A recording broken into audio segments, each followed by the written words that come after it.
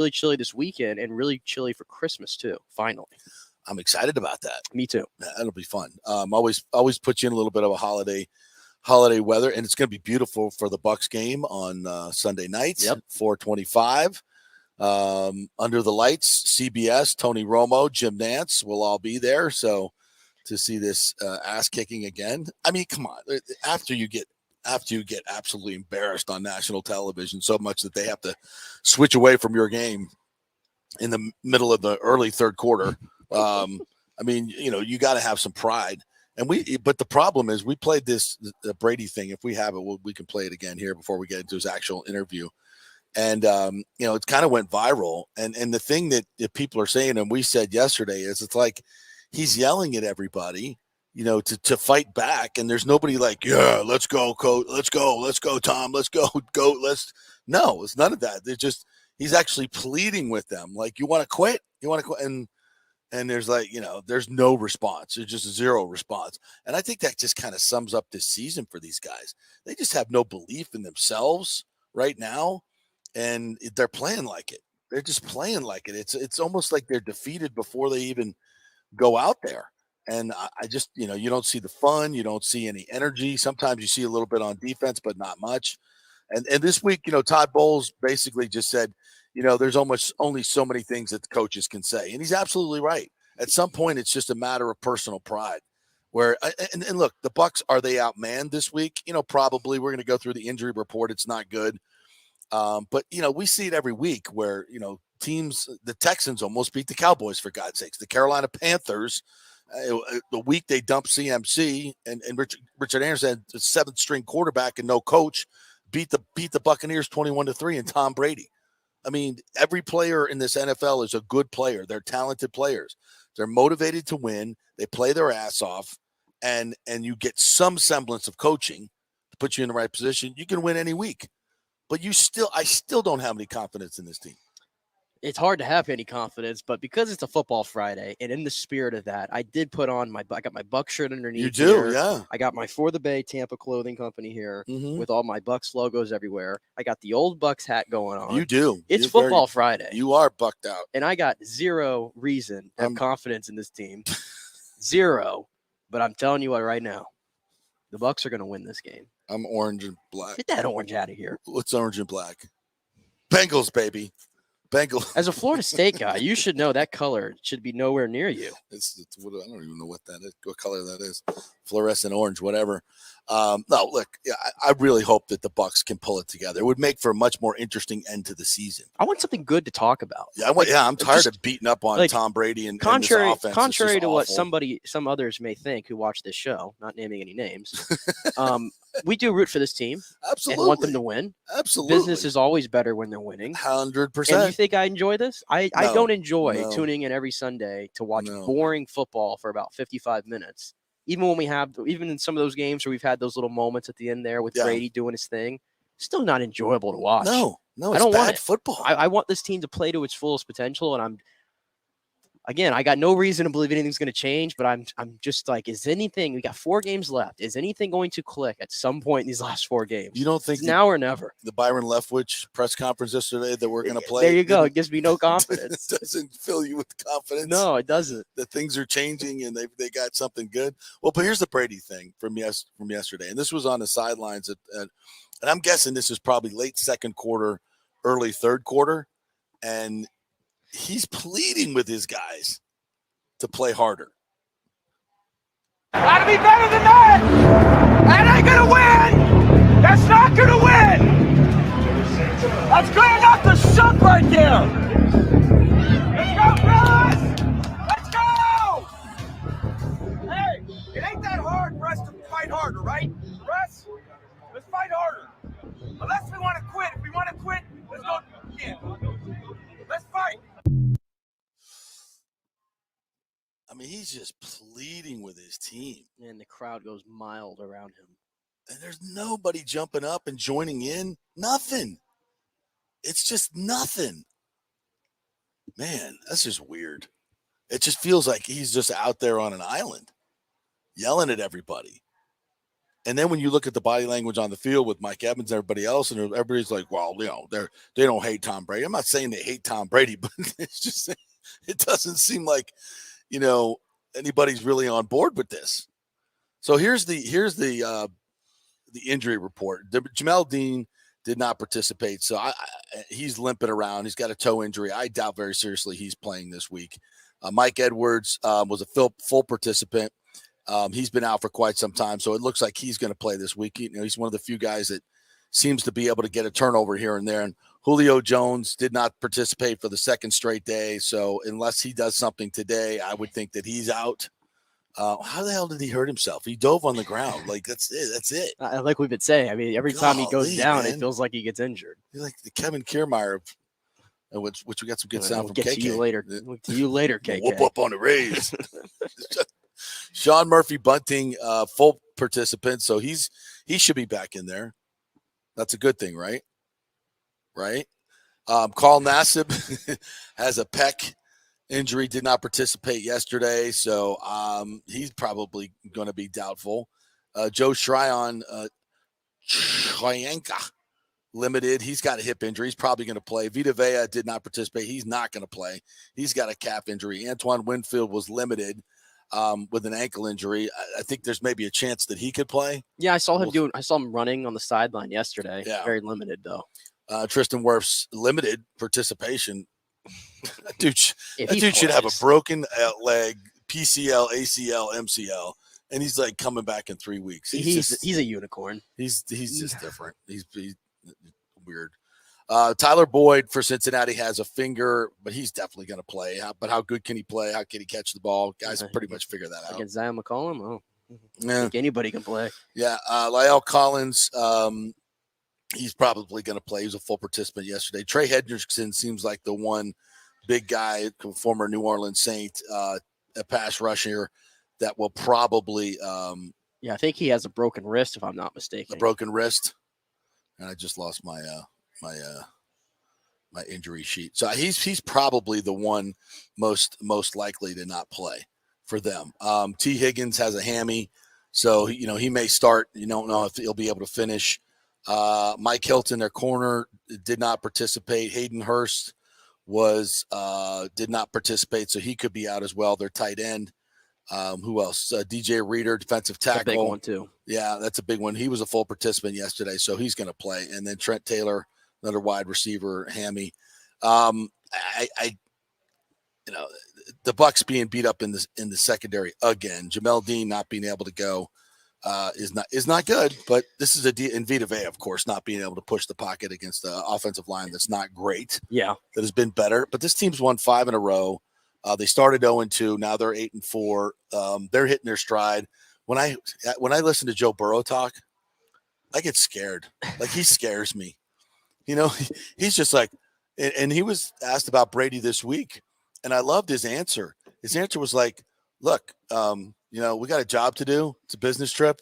He's one of the greatest to ever do it, but it's my job just go out there and play." I think he's just like, I think one of his first answers was he's like, I'm Joe and he's Tom. Yeah. And he left it at that. Yeah. That was it. No genuflecting like everybody seems to have to do. No. It's just like, I don't care who he is. I'm going down there I'm a freaking assassin. I'm going down there to win a game. I'm not asking for his autograph afterwards. I'm Joe freaking Burrow. He scares me. Joe Burr. I mean, he's like, yeah, whatever. I'm scared. He's Tom, I'm Joe. Yeah. It's December. We got games to win. And I'm scared what he's going to do this secondary. I really am. Because, I mean, you talked about that injury report right there. Last week, they didn't even have their big guys outside of Chase, which had just come back from injury, by the way. It was Jamar Chase and a bunch of spare parts. And they still found a way to score 23. Still found a way to piece it together. Their defense only allowed 10. Right. And they get out of there with a solid victory. Better, yeah. I mean, this team to me is just, I put them right now. I mean, we already saw San Francisco last night. We saw what they did to the Bucs. They're up there. Kansas City, Philly. I think Cincinnati's probably that fourth team, or they're in that top 4 right now in the league. Yep. So how much easier is it really this week than it was last week? Maybe not much.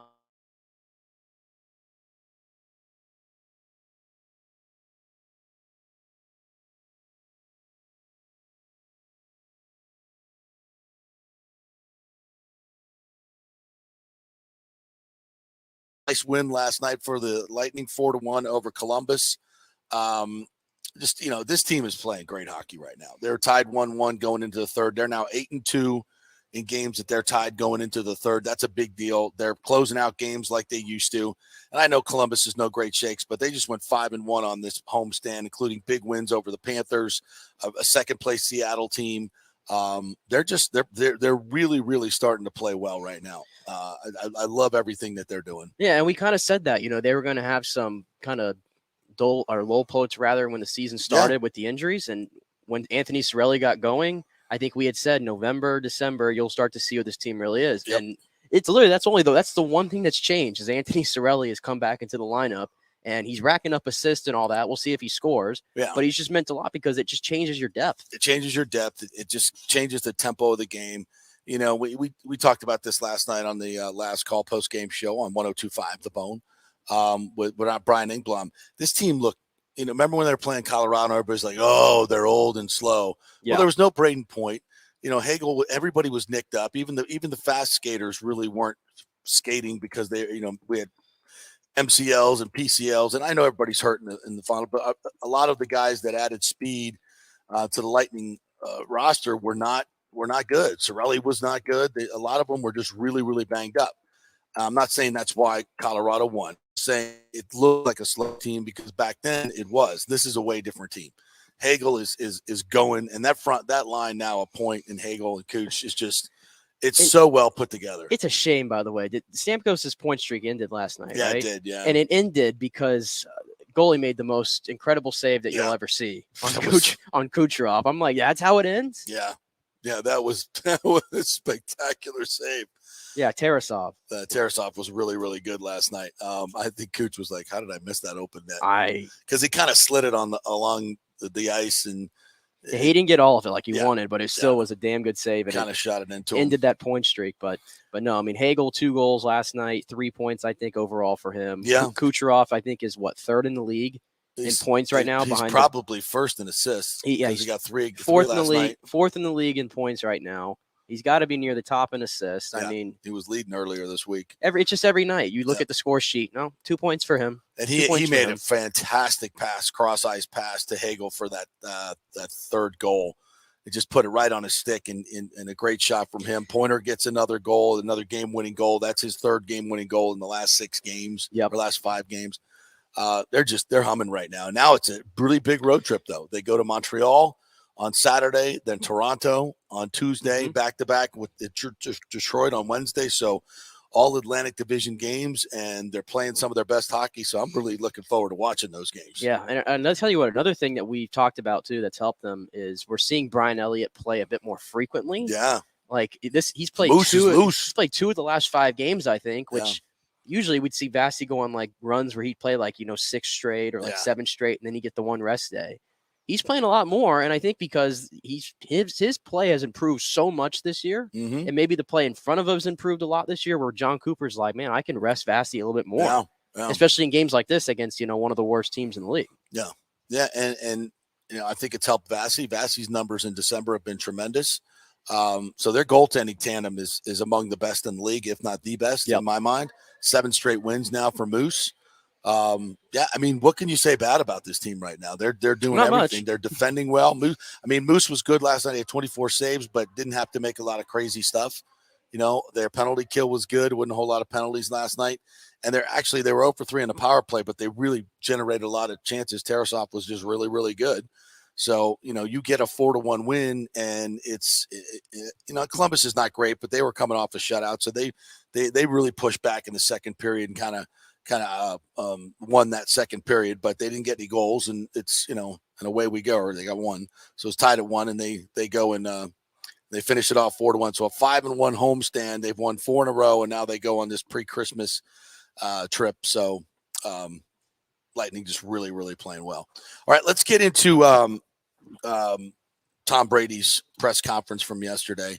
Because, the Mike Silver article that came out over the weekend, longtime NFL writer, detailing these Saturday night meetings. Well, when Brady's in town, the Saturday night meetings with the offensive skill players where Brady tweaks some stuff And then, it was kind of presented in the Mike Silver piece that the coaches learned about what the tweaks were in real time, the next day on game day, while they were unfolding during the game. And Brady was asked about that, and we'll hear his answer. I think that was the first question, right, from Rick Stroud. It's among the front here, yeah. Yeah. So he basically debunked it, but and I'm not. It just comes down to minutia and details, right? I mean, to suggest that the coaches have no idea what's going on is kind of silly. That's not the case. But I think what it does, point out is how much Brady is in control of this offense. It is just, just the way it is. He's running the show, folks. It's, if you think Byron's coming up with some game plan without him and it's all different stuff, and then Brady comes in and changes things, it kind of looks that way on the field. I get it, but I don't think this is the issue. But here's the conversation. Hi guys, how you doing? How you guys doing today? Sounds a little raspy. That was the first chance for you to go up against Joe Burrow. I just want to ask you, a lot of young quarterbacks in the league, which is what you like about him, what's impressed you? He's done a great job. He's a great young player. He's got a great arm, runs well, very athletic, and really impressed by, him overcoming the adversities that he has. There was high expectations for him coming out, and he's lived up to it. So it's a lot of credit to him, and their team's done a great job. I mean, in the Super Bowl last year, they're playing really well this year. So good defense, good offense, good special teams group, well coached. It's going to be a tough game. What do you think some of the strengths this team can build on going into these final 4 games? What are the strengths we can build on? And we're just trying to show up every day and try to do a better job. I think we're learning every day. It's a different team than it's been in the past, and trying to work at it as best we can to put ourselves in a position to succeed. He's just tapped out of answers. Position groups all the time. Mike's overhead with a column about that. Part of his column was about how you meet with receivers the night before. How much changing or game planning do you do right up until? In other words, by the time you get there, the coaches know what you're doing. You're not moving guys. I mean, how much of that is done by the time you get to the stadium? Game planning. What's the question? Well, the question is how much do you do? Like there are a bunch of questions. He wrote that maybe the coaches were trying to follow along almost, like in real time. They learned what changes you made the night before when they get to the stadium. Is that true? No, I have no idea. So anybody could write anything and say whatever they want. So no, yeah. Yeah, I want to make sure that did sound right. So yeah. All right, let's stop it down there. I'm not going to respond to every. Next question. I mean, Rick asked the perfectly good question. I don't know why he didn't see what the question was. Yeah, well, Byron did the same thing. He asked the exact same question, and Byron, halfway through it, was like, "Wait, can you repeat it?" How are they? Did they not know about this at all? Or are they that oblivious? I mean, they might be. I mean, they shouldn't be paying attention to what people are writing. They shouldn't be. No. I mean, has nothing to do with. But I think Rick kind of explained it well. And he just didn't want to. I don't think he really wanted to go over it and answer it specifically. At least that's kind of how it seems to me. No, of course he does. And he really doesn't have any obligation to really explain exactly how their preparation nothing. works. They're going to keep that stuff in house. You know that. Yeah. I mean, people, like he said, people can write what they want to write, and that's it. I sound like Dirk Cutter said that, right? Yeah. You're going to write what you want to write. Right. Brady kind of pulled that one out, but no, I mean, I kept listening to more people yesterday kind of talk about this, and I think it's more so what I said yesterday, that they come with the game plan together, right? Mm-hmm. Byron and Brady, these are the plays I want. Yeah. Byron calls them whenever these meetings or whatever that are the night before or 2 days leading up, which they both said they've been doing for years. It's nothing new. Is probably just like I said. It's like, hey, when you get to this point in your route, if you see this or something, break off here or go here. I think that's more of what these meetings are. And the initial report lacked context in it. I mean, that's what I've heard from a lot more people that actually played the game I've been listening to. And if they're not having those meetings, that's a problem. Exactly. I mean, you got to be doing that. That's the essence of the details exactly. and the nuance of the game. Now, why they're having miscommunication still with all these meetings and all this work and practice, that's the one we can't figure out. Yeah. Yeah. And that's happening defensively. That's happening offensively too. It's all over the place. They're having I think they're doing enough meetings, they're doing enough work, but it's just not translating to game day. What's entirely obvious is the accountability on this team is just not what it used to be. Guys, there are so many more mistakes, and it really reverts back to pre-Bruce Arians. Doesn't it remind you of that? When the team would have 12 penalties in the game, we'd have 5 miscommunications in the back end, 4 pre-snap penalties. It was just a team that constantly made mistakes and beat themselves, right? Constantly. And it seems like the Bucs have reverted back to that. And that, to me, it goes to accountability and the culture that you create as a head coach and a coaching staff. There's an old saying in football, you're either coaching it or allowing it. And that comes back to the coaching staff. Yep. And I will say this, is Leftwich out to dinner? Are the offensive coaches not available for these meetings? I will. Maybe this is something that happens with all teams, that the players just get together the night before. I mean, the coaches are there. They've had meetings before. Do they have their meeting and then say, okay, coaches, get out, we're going to do more meetings? Like, how does that work? That seems strange to me. No, I just think that with all these kind of stories, this is the stuff that leaks out, and this is the stuff that happens when you're losing. Right. That's just the way it is. If they were 12-1 right now, nobody would be reporting these stories. It wouldn't be out there. But when you lose, all these other things come up, and then you have to put we always have to put all these theories on everything. Right. I think that's more of what this is. And what's your theory on this story? My theory on this story, like I said, is either Bruce leaked this, or this is just complete minutia, or it's lacking context. I think it's more so lacking context. Yeah. In the report, and everybody get all riled up about it, like, oh my gosh, he's having secret meetings with the players. I think every quarterback does that. Every quarterback does that. I think the original report just lacked context. But do they, without the coaches? That seems weird to I've me. been listening to other players. Can you imagine Sean McVay, them saying, hey, we're going to have a meeting without you, Sean. I don't see that happening. Is that? I mean, you think Andy Reid is in? Do you think Patrick Mahomes is having meetings with probably without Andy Reid? And I'm just saying. I've been listening. Seems weird. I've been listening to a lot of former players who played this game. Yeah. I was watching NFL Live yesterday. A lot of guys who've played, and they said this happens in every single team. This happens. This is like a non-issue. This happens. The report just basically lacked the context. Right.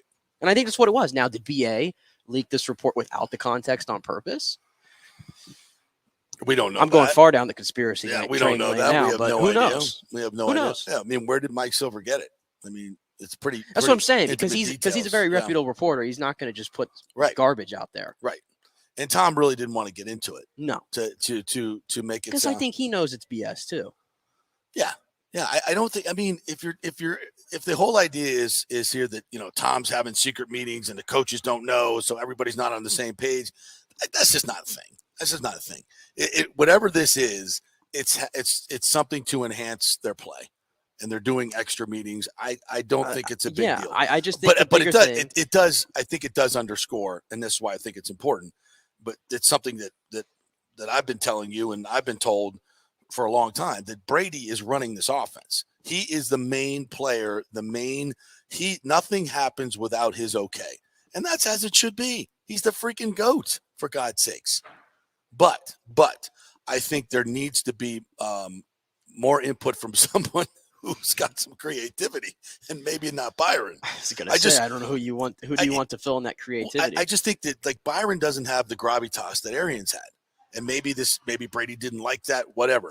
The bottom line is this offense is so much worse, and when you take away the personnel, I see it declining. But it shouldn't have gone from 1 to 32.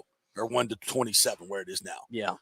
With the personnel changes, you should be able to coach around the offensive line. And so you still got plenty of pieces here to be a middle of the road offense, right? You should at least be average. And they're far below average. Like I said, they should be able to spit out 20 points on a weekly basis. Absolutely. With the parts they have. Absolutely. And, whatever. Like backyard football. Is it going to just play backyard football? At some point, you got to score 20 points, right? Yeah. Well, you can't. Then it goes back to Brady. You can't play backyard football with Brady because he's a statue back there. So, and look, here's the bottom line: the Bengals can score. All right, they're where's their point? They're 7th in points scored at 26 points a game. The Bucs are 28th at 17 points a game. That's unbelievable. That's so unbelievable with the money they spent on offense and the players that they have to be. Again, it doesn't have to be first or top 10. Just be 10 to 20, somewhere in there. 28th is just god awful. If you scored, this defense is giving up, I think, like 19. Because the San Francisco game kind of even inflated that a little bit. Yeah, the San Francisco and Kansas City game. They're 9th in points allowed now. Yeah, and they were like 5th going into that San Francisco Bengals, by the game. way, are 11th. If you would have just spot this defense, like I said, like 22 points a game, Mm-hmm. which is, again, that's a middle-of-the-road offense. Right. A very middle-of-the-road offense. If you could give your defense 22 a game, we're talking about a 9-win football team, likely. I mean, let's go. Pull up the offensive ranks and points scored and start mentioning the teams that are above them. That are above the Bucks? That are above the Bucks, and you'll be like, you want points scored or yards? Points scored. Points scored. Points scored. Much better. All right, the Steelers. The Titans. The Steelers with Kenny Pickett and Mitch Trubisky. And a terrible offensive line. The Titans. with Derrick Henry. Yeah. And that's about it. The Commandos. Taylor Heineke. The Carolina Panthers. The Carolina Panthers have a better offense than your Tampa Bay Buccaneers. The Packers. Yeah, we could just stop. The Jets, the Saints. I mean, the Bears, the Giants, the Patriots with no offensive coordinators. The Falcons have done it. All right. There you go. But God forbid I criticize Brady in any way. It's not his fault at all. Nothing. All right, let's continue with Mr. Brady. Top third downs, 4 of 16 on Sunday against the Niners, and especially third and long has kind of continued to be a problem. I think everything's been a problem. We haven't scored a lot of points this year, so third down, turn the ball over. Third and shorts, third and mediums have been great. Red area hasn't been great. So I think statistically, there's not probably a lot of things we can look at and feel like, oh man, we didn't. But we're trying to work at it to get better in everything, and a lot of it comes down to what you do on first down. Creates better opportunities on second down, and vice versa on third down. So being good on early downs is helpful about being good on third downs. The better you're on third downs, the more likely you are to get into the red area. And then once you get in the red area, you got to do you got to score points. So. Yeah, I'm sure there's not a lot of statistics that are great right now. A lot was talked about with your citing the intercepted ball for Drake Greenlaw. But what is that like for you? Because you're getting a lot of that after games. You're staying on the field, and you have these guys that are coming up to you that are saying, I've been since this old. Like, the reason why I play football. Like, what's it like when you're on the receiving end of that type of praise and these guys that are just clamoring to meet you? Yeah, it's just part of being an older player, and I think they have a lot of a lot of guys have been watching me for a long time. I've been playing a long time, so I understand that. I was young too, and I looked up to all the guys that were older. Brett Favre, I got to play against Brett Favre. I thought it was the coolest thing in the world to play against. Got to go over Dan Marino's house when we were playing the Patriots. We were playing at the Dolphins when I was with the Patriots. So, you always kind of look up to everyone that has done it really well, and it's nice to be in that position, and hopefully I can leave a positive impression on those guys. I prefer not to do it with the interception ball, but it's a good ball to keep. If I'm him, I'm probably doing the same thing. Yeah, that's just the way it's going to go with him in his. What I think is, I thought this would be his final season, but now that he's divorced, maybe he's got nothing else to do. Might as well play some football, right? Nobody's hating me for playing, so maybe I'll just keep playing. Who knows? All right, we'll take a quick break. When we come back, Casey Hudson's going to join us from the Pewter Report. Also covers the Bolts as well, has her own podcast. We'll chat with Casey when we come back. We're brought to you by Emerging Investigations, emerginginv.com, and the Jeeves Law Group, JEEVES lawgroup.com, who reminds you, do not drink and drive on the holidays. The cops are out, and they will get you, and then you'll have to call the Jeeves Law Group. They don't want that under those circumstances. So just be good. Don't be naughty. The Jeeves Law Group brings you that great holiday message. We'll be back in 3 minutes. Stay with us.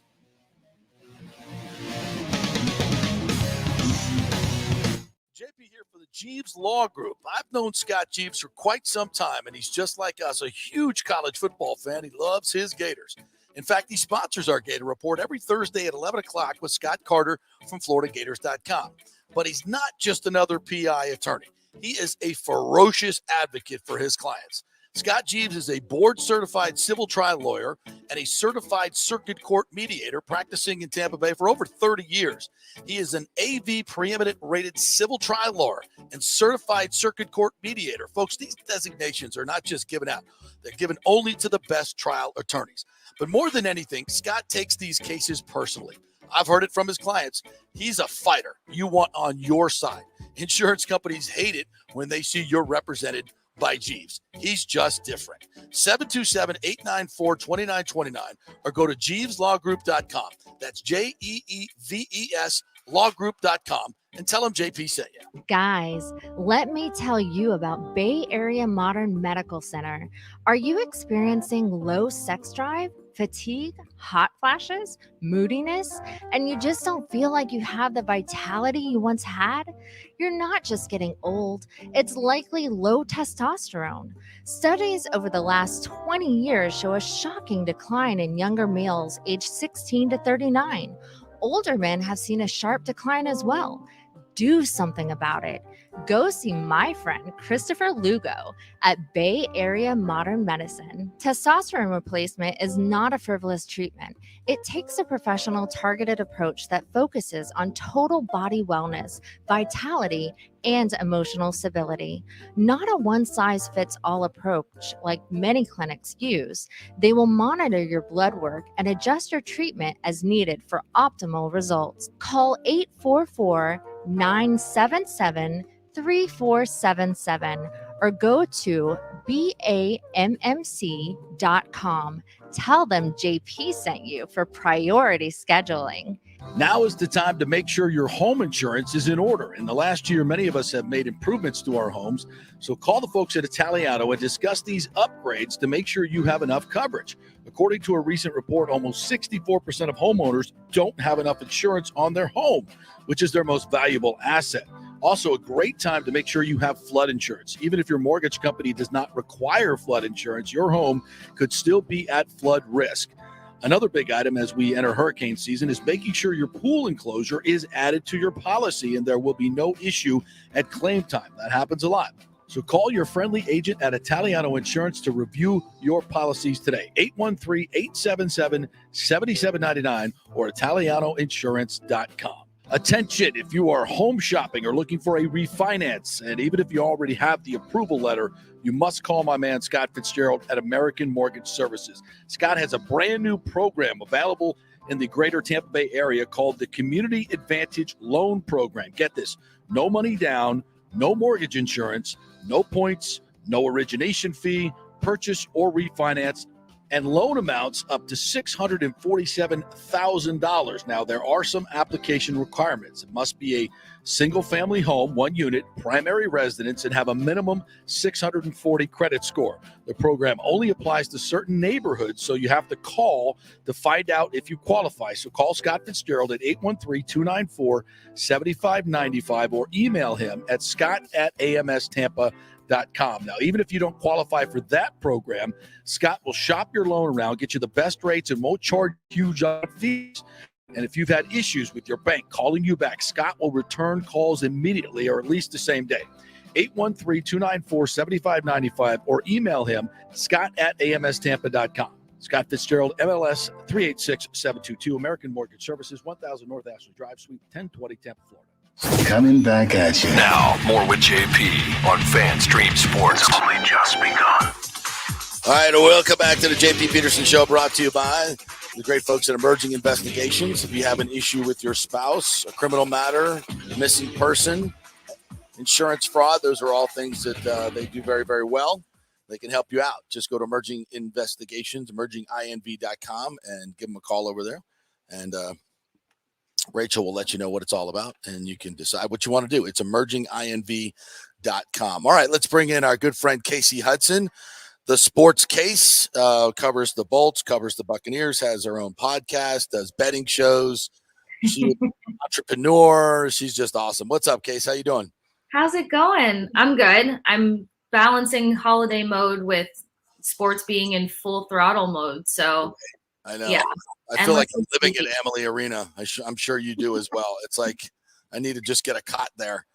Yeah, basically the homestead it's great, but it felt like you wake up, go to Emily, turn around, go back to Emily. So Yeah. it's Do you do morning skates as well?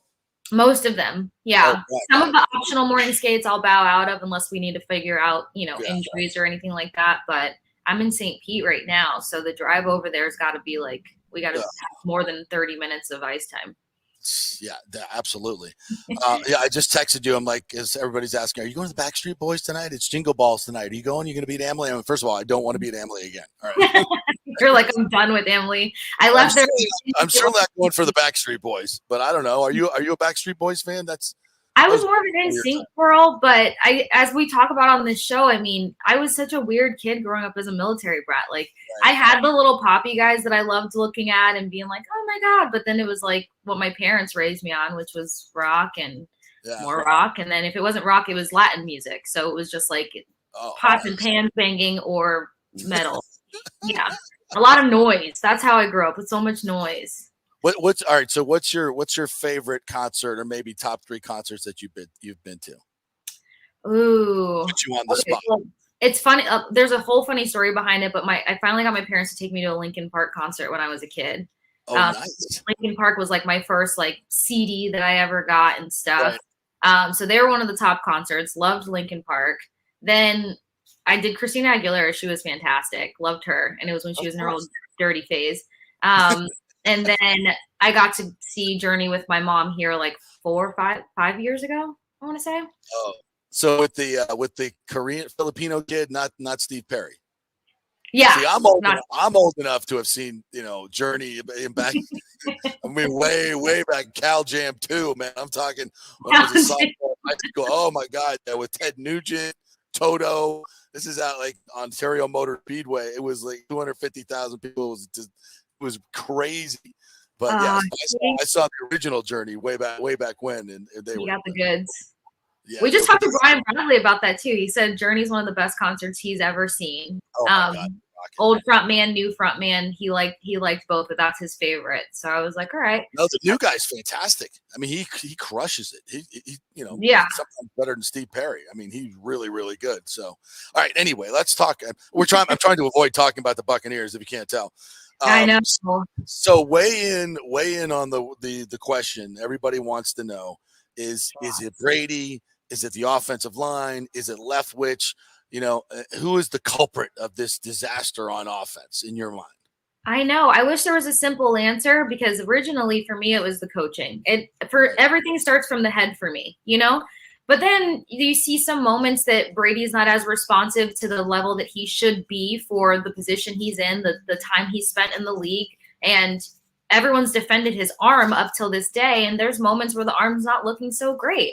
But if I had to simplify it, it's the coaching staff. I don't think they're using their tools, their weapons. They're not orchestrating these guys. They're not setting them up for success.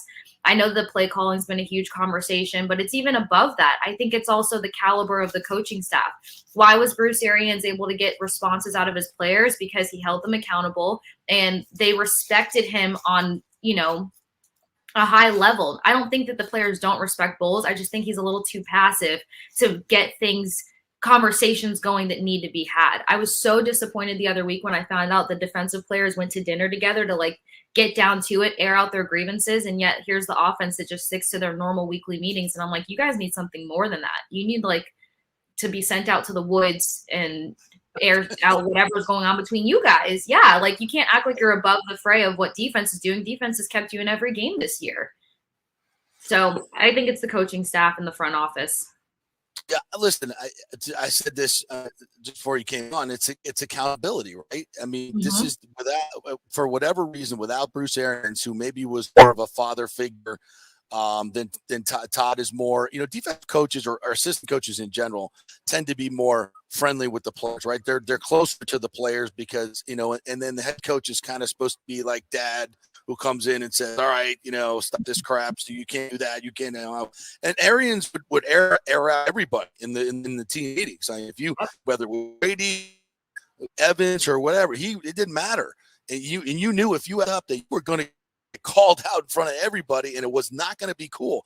I don't know if they do that anymore. It certainly shows on the field that the penalties, the mistakes. I was just saying, this looks like 2019, 2018, where there's just bucks beating themselves. And that goes to culture and accountability, to your point, to the coaching staff, right? Yeah, 100%, because you can't go out and make the same mistake game. I mean, we're in week 14, 15 now. It would be a different conversation if it was week 3. And then you're talking about veterans that keep making these mistakes. So at that point, there's a disconnect larger than executing the game on the field. It's starting off the field. It's a level of respect. It's a level of accountability. And it's just not, the vibe is so different for this team. And I think you said it perfectly, like assistant coach, defensive minded. When you're a head coach, you're not only the head coach of a team who's orchestrating plays, you're the father figure, you're the mentor, you're all of these different hats that you have to be able to wear. And you have to be able to speak to each player and pull the best part of them out of themselves, but you can't be one dimensional and do that. And I think that's the problem. I think Bowles doesn't have that next, level in him, or that ability to speak to the highest level of these players. And it's creating a disconnect that's affecting every player on this team. They're so individual minded at this point, even though they hop off the field and they say, we have to do better as a team. Well, who's we? And what does that look like? Yeah, and watching that video of Brady on the sideline pleading with his teammates to step up and play harder and fight harder, and like nobody's even acknowledging him. It was almost sad. It was, here he is in his hometown.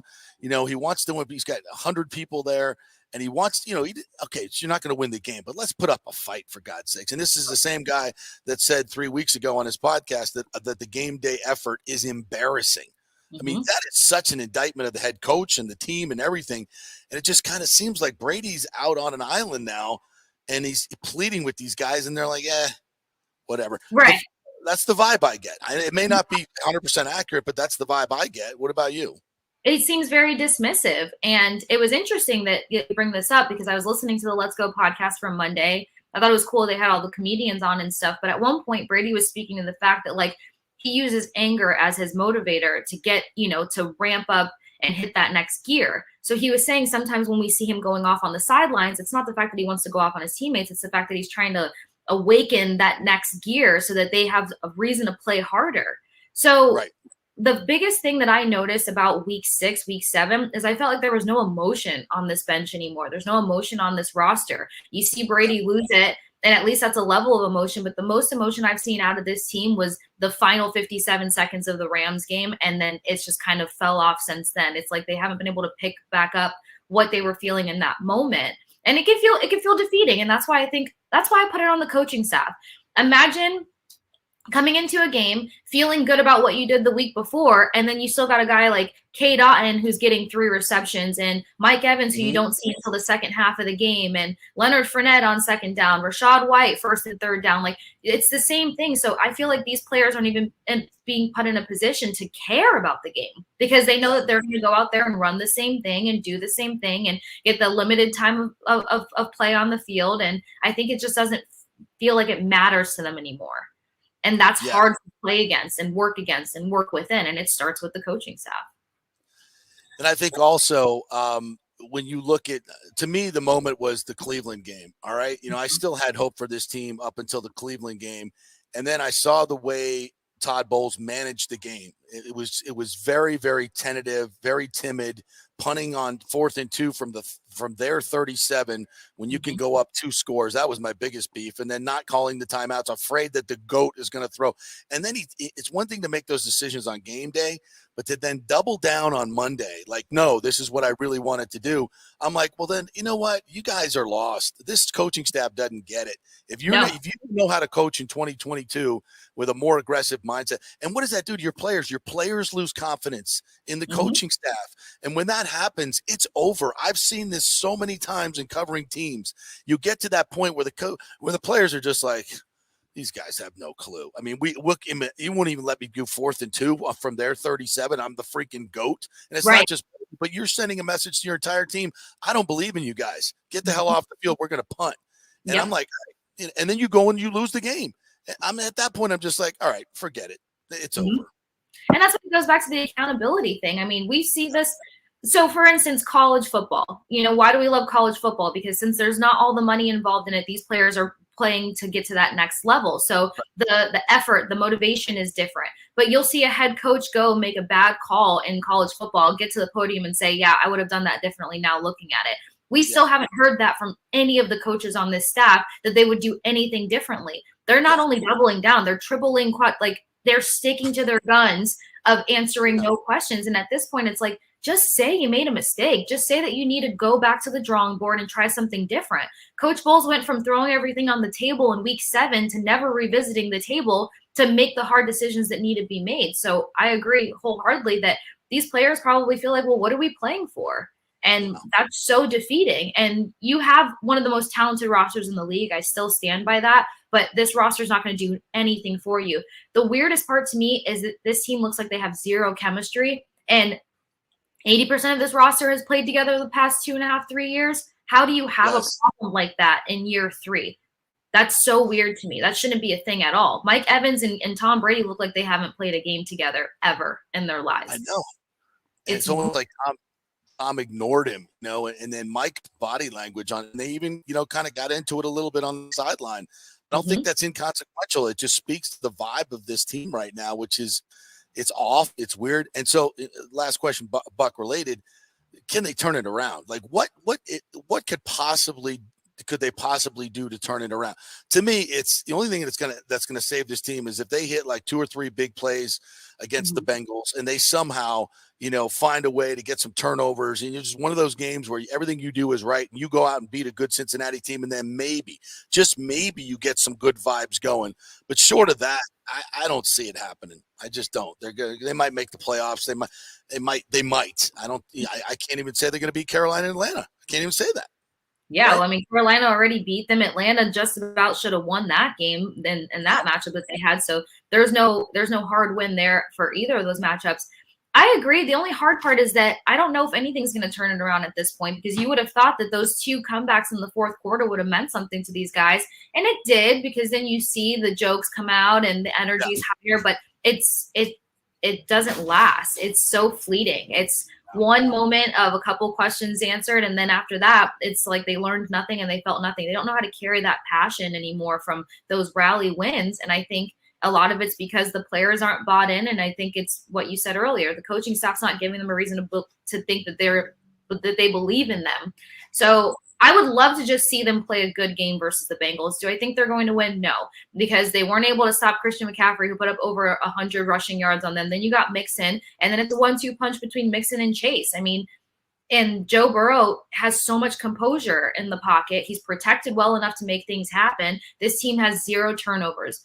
I thought it was weird that – I keep saying weird, but there's no other word. I thought that it was really funky that there were 0 sacks between the 49ers and the Bucs in that matchup last week. You're talking about a team that can't get turnovers whatsoever. I thought it would change when Logan Ryan got back into the lineup. Nothing's changed. I know that Winfield Jr. has been out, and they kind of help each other get in the right position to make things happen. So we'll see if Winfield can go on Sunday. But I think having a great game from top to bottom, whether they win or lose, might help. In the same sense, they haven't done anything good consistently. They haven't carried any of the quality plays that they've made or calls into any other game. Everything has stayed on that field once it wrapped up. Yeah, I agree with you. I think Burrow has a good day, and I think the Bucs get smashed again, unfortunately, at home this time.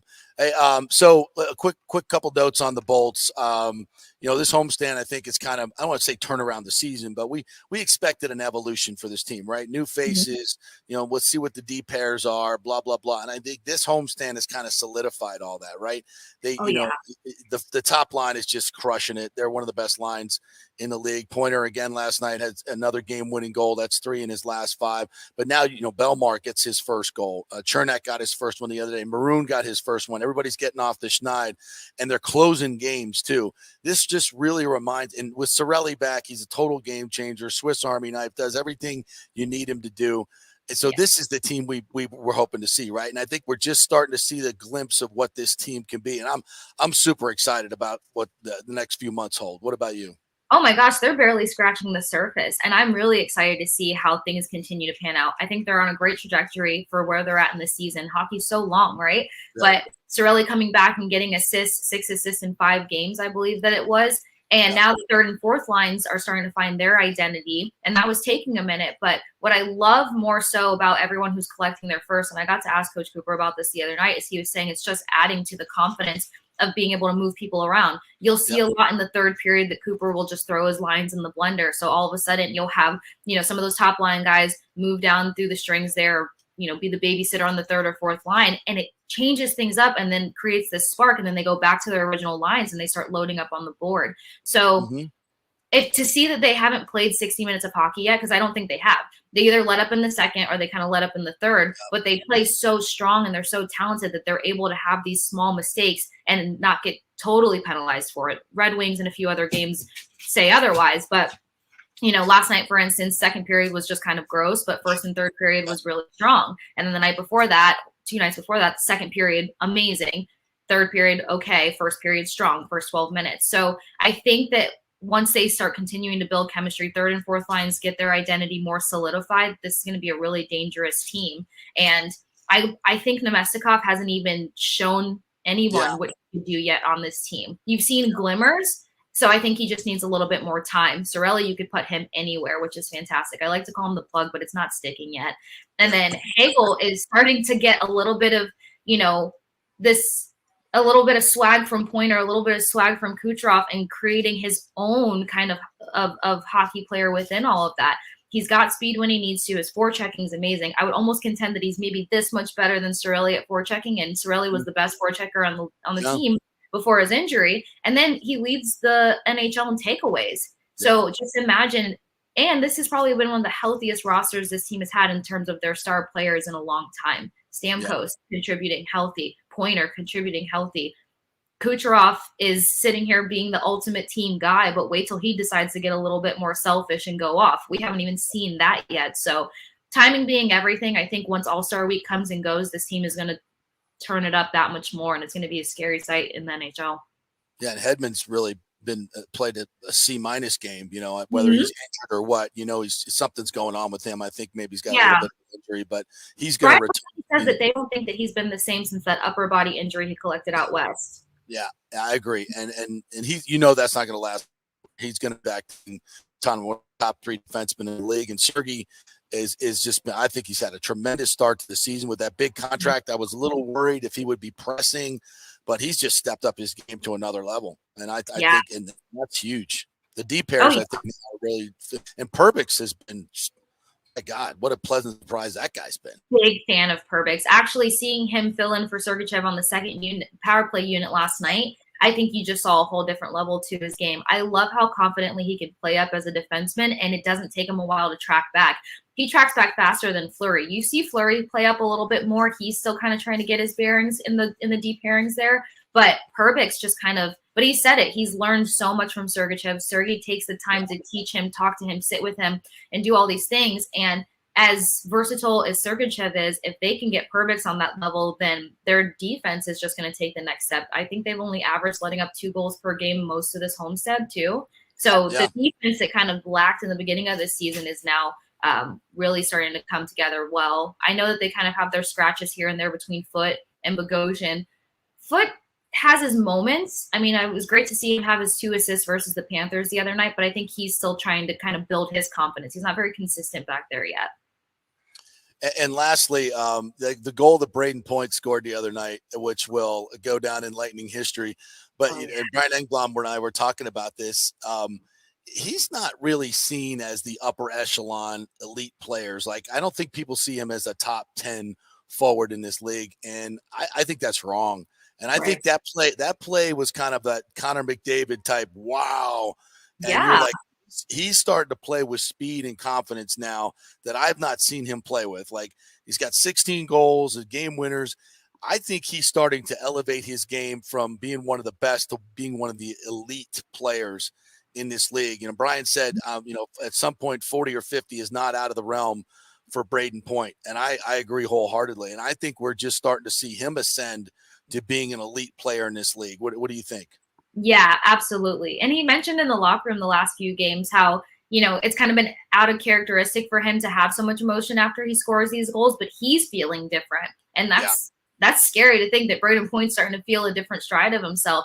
I think a lot of it is health. I mean, Pointer's probably been playing through something most of the seasons, at least in the last 4 or 5 years. So now to, knock on wood, be entirely healthy, then he can hit the gas, skate really fast, hit the brakes really fast, move in tight. He moves in such tight spaces, but he can do all of that without feeling any pain or hesitation. So I think health is playing a huge role into it, which makes him that much more confident, which makes him be able to take that next step. I mean, I don't think there's anyone in the league that skates like him. Just because he's not Connor McDavid, who skates at 100 the entire game, doesn't mean that he's not just as good. The puck movement, the precision that he has, the spacing that he does it in, I think is phenomenal. And that goal alone showed it. Those guys could barely track the puck. They lost their own heads trying to keep up with Pointer. I know, and I love his reaction afterwards. Like, did you see that? Did you see that? Hello? Hello? If you didn't know, yeah. If you did not know. Yeah, absolutely. Yeah, I love the swag of that whole first line, though, because then you got Heggs with the phone call after every goal that he scores. And then Kucherov sticks to his, and then now Braden Point is starting to blossom a little bit more confidently. So they're a dangerous line, and I think they're gelling off of one another, but they're learning a lot from one another too. Kucherov, the fact that Hagel can read Kucherov and vice versa without looking up from the puck now, that's scary. Yeah, he's got 10 goals already now. All right, Case, follow Casey at The Sports Case, Kase, and tell us about your content. I know you're doing a lot of different things now. It's hard for me to keep up. So I know the intro is strong, JP. Predominantly it's pucks and bolts with Odyssey, as well as Jolly Rogers and Touchdowns. So I have a Bucks podcast and a Lightning podcast over there. And then I'm still working on content with Pewter Report here and there. And then within the bubble of Odyssey is BetQL Network. And that's where I have a show called The Sunday Spread with Alex Gold and Grant Paulson. And we do a whole run throughout the entire NFL of best bets, props, and all the top games of the week. So Odyssey is the real hub there. Odyssey and Odyssey Sports is where you can find everything, and at The Sports Case, Kase. And it'll be just a lot of hockey coming up here shortly. So we love it if you follow along. You got a best bet? You got any best bets for us this weekend? Make some money off the top of your head. Oh, Bengals, man. Bengals. Yeah, Bengals. Mix in, chase. Yeah. I would go anything involved in that. I think you're going to do well. Yeah. All right, Case, great stuff. Have a great Christmas, all right? Thank you, guys. Merry Christmas. All right, Merry Christmas. It's the Bucks. Look at it this way, folks.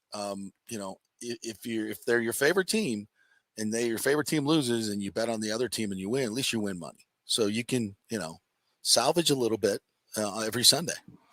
I wish I had that in me, because you know what I did last week for fantasy football? I didn't even tell you this. What? I was hell-bent on – this just shows my fantasy football season right here. I was hell-bent on not starting Russ at quarterback. Right. And, of course, he had his best week of the season. But that's – of course. But anyway, I picked up Tyler Huntley instead. And he get hurt. And I could have picked up Tyler Huntley or Brock Purdy. And everybody in my league was like, why did you pick up Brock Purdy? And I said, because he's playing the Bucks. I don't want to have to root for him. Tyler Huntley got hurt, and Brock Purdy would have won me my game. Yeah. So I wish I should pick up on this, but I hate having to have players against the Bucks. I hate betting against the Bucks. I hate doing it. Well, unfortunately, half my fantasy team were Buccaneers this year, and I want I like that because it served me well the past couple of years, and I thought it would serve me well this year. But again, it's my fault. I mean, I drafted the team. Yeah, but who knew Mike Evans would fall off the cliff, and even Chris Godwin, who gets a ton of targets. What did he have? One game, 8 catches for 37 yards, no tutties. Not a lot of explosiveness. No. Well, thanks for not nothing. many. I don't know who's getting Thanks into the end nothing. zone either. So I'm trying to find out what the Bucks are against the spread in totality cumulatively this year. I think they're like 1-9-2 or something. If against the spread, yeah. I saw something the other day, and I was like, "Is it that bad?" Because I can't find it right here. I'll find it before the show's over. But this week, what is it? 4.5 this week? 3.5. 3.5. 3.5 this week. So, it's and that's what happens when you have a player like Tom Brady. Spreads are more about what the public thinks and how they're going to bet a game. And Brady always gets a lot of money because he's even like people. Oh, I think San Francisco, Brady's going out there. So I'm like, what are you guys looking at? We just never know. Emotion. But this is not a team that's playing with any emotion anyway, and they're not playing for Brady. So the whole homecoming thing, and I'm like, no, they're going to get their ass kicked. Well, here's what's interesting. Like I'm looking at like the other spreads around the league right now. Like we know the example right there. Well, why are like the spread for the Vikings and the Colts, and the Vikings are at home? Yeah. Why are they only a 3.5 point favorite against the Colts?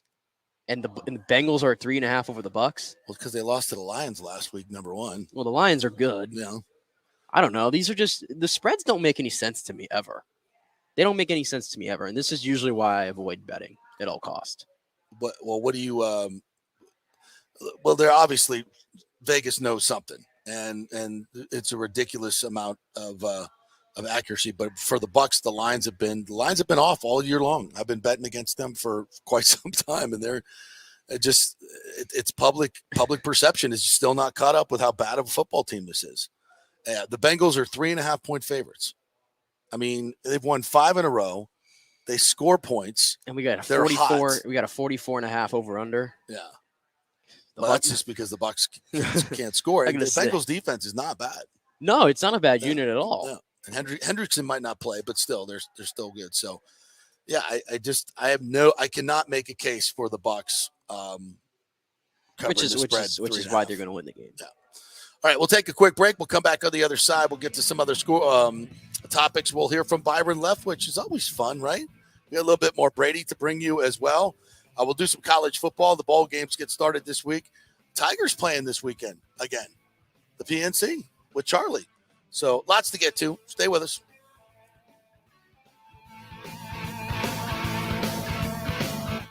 Was your car totaled in an accident? Did your insurance company use Kelley Blue Book or NADA to appraise the value of your car? Chances are they didn't, and you got shorted maybe thousands of dollars. Call the Jeeves Law Group for a free case evaluation because your insurance company may still owe you money. 727-894-2929. It's a free call, so why not find out if you have a case? Insurance companies have been running this scam for a while, and most folks don't know if they've been shorted. Trust me. Scott Jeeves is a different kind of attorney, the kind insurance companies hate to go up against. He could recover thousands of dollars, so why not call 727-894-2929 or go to JeevesLawGroup.com. That's JEEVES lawgroup.com and tell them JP sent you. JP here for Emerging Investigations, Tampa Bay's premier investigation agency. Do you suspect your spouse is cheating or involved in a divorce, that your spouse is hiding money, an ex-employee or current employee with suspicious behavior? Is there a criminal matter you need help with? If you need information you can count on, using the professionals at Emerging Investigations is a slam dunk. Emerging Investigations is a licensed and insured private investigation agency, family-owned. Emerging is your ideal resource to secure evidence and validation, allowing you to make informed decisions in life's biggest matters. Led by industry executive Brian D'Antonio, Emerging possesses the experience and resources to get needed results. Emerging Investigations maintains an excellent reputation as a premier investigation agency. They are known for results. You're not just hiring a PI, but an organized, dedicated team using state-of-the-art technology. Their proven investigative methods produce crucial information used in criminal cases, insurance fraud, and personal injury claims. Many local attorneys, industry agencies, and your concerned neighbors all count on Emerging Investigations. Just go to their website, emerginginv.com, or call 813-291-FACT. That's 813-291-FACT-3228. Get results you can trust in life's biggest matters. Emerging Investigations. Well, it's that time of year to renew or shop your health insurance provider, and you can get great health insurance for $20, $30, $50 a month. Just call 888-325-0605 to help navigate the health insurance marketplace. 1 out of 3 people in Florida are uncovered because they think they can't afford it. Not true. I made the call a couple of years ago, and they helped me get Blue Cross Blue Shield coverage, Florida Blue, for just $20 a month. Last year, it went up to $49. Oh, well. It all depends on your income and your family situation. It's a free call, 888-325-0605. They will ask for some income information. So if you have your tax returns available, that will be great, but you don't need it. They'll just answer some simple questions, and the highly trained reps will do the work for you to find out what your subsidy will be. 888-325-0605. And if you have a plan through your employer, you may be able to get it cheaper. It's a free call, so find out, folks. This has been a lifesaver for me and saved me thousands of dollars over the last few years, and you can choose your plan. It's a no-brainer. Find out the free call, 325-0605. Get covered like me and thousands of others, 888-325-0605. Oh, Merry Christmas. Santa Claus here for the Gold and Diamond Source. All right, it's JP. The holidays are the best time for engagements, right? And where better to get that special ring than the Gold and Diamond Source? They have the largest selection of engagement rings in the country, a jewelry superstore with 30 times the inventory of any normal jeweler. So avoid all the mall madness and the parking and all that BS and stay local, right? With the Gold and Diamond Source, Julie and Steve Weintraub are the family jewelers, and they'll treat you like family. And of course, they do so many great things in the community. I was just at their Hands Across the Bay, a charity event. So many people stepped up to give money for these women that have been victims of domestic abuse. It is something to behold when these women come forward and talk about what Julie and Steve have done for them, and the Golden Diamond Source Fund across the bay. And so many other great companies jump in. That's what it's all about, community, right? So let's keep it local for the holidays. If you want a perfect gift for the holidays, you should check out the unique and beautiful handcrafted jewelry from the Emilique and Julieve collections that feature fashion-forward gold, diamond, and gemstone jewelry. And don't forget, for the holidays only, 3 to 5 year interest-free financing. It's a no-brainer for the holidays. It's the Golden Diamond Source, 3800 Almerton Road, always online at thegoldenddiamondsource.com. Let's go. Right now, back to the show with JP on FanStream Sports. Well, I took the bait, or the brownie, I should say. You know, in it's holiday time, everybody's bringing in sweets around the office. You got to really stay away from that stuff. Yeah, but I grabbed the brownie. Couldn't help myself. Welcome back to the 11 o'clock hour of the JP Peterson Show. Eric Erlinson's going to join us here in just a little bit. But, you know, we never want to by the way, our second hour brought to you by Bay Area Modern Medical Center, BAMMC.com, for your nutrition, testosterone, and weight loss. Great idea to go to BAMMC.com. During the holidays, especially, you need to know what you can and cannot eat, like that brownie. Do not eat brownies. Always fun to hear from Byron Leftwich, don't you think? Oh, it's a joy. It's honestly like I look forward to it every Thursday. Yeah, it's my lunch break sound. It's my lunch break sound because it's entertaining. Yeah, I think it is entertaining. So you want to play some of that? Yeah, we'll play some of it. And we got to get the questions in there because that's part of the fun. It is. He is the one that you could just listen to the full thing through, and it deserves it. Mm-hmm. So here he is. 100%. How's everybody? Good. Fantastic. The awkward silence before the first question. The other day, Tom Brady said to Mike Silver, you're talking about game planning, and you guys have done this now for 3 years. And I'm just wondering, can you take us through kind of the process? Because you alluded to the fact that, Tom, right up until game time, or maybe even he's making changes, and you guys are kind of Start over for me, Rick. Sorry. Start over again. I'm sorry. Tom, the game planning. Can you take us through the process of game planning with Tom? You've done this for 3 years, but there was a story that indicated that, that Tom is constantly making changes, meeting with players the night before, somehow you guys are kind of following along versus knowing everything that's going on in real time. How much is done before you get to the stadium? Or is there still tweaking going on that you're of game day? Game day, yeah. Nah, I don't think that's probably what they meant. We've been having this meeting. Quarterback's been having this meeting. Jameis been having this meeting. So it's no different. It's no different than anybody. We encourage that as coaches. We encourage this to be players, y'all communicating all that. But other than that, I don't know how to really answer that because I don't really know what you're asking me. It's nothing different. We do the same game planning. Me and Tom meet every day. About the plays, about what's going on. I know exactly what's going on in the meetings, but I didn't see the story, though, to really. kind of like changes being made right up until, you know what I mean, that maybe you're aware of, maybe you're not. But I know you're aware. I'm aware of everything. Yeah, I'm aware of everything. Nothing surprising you on Sunday. No. Is he making changes though on Saturday nights when you're meeting with the team? No, we're getting ready to go at that point.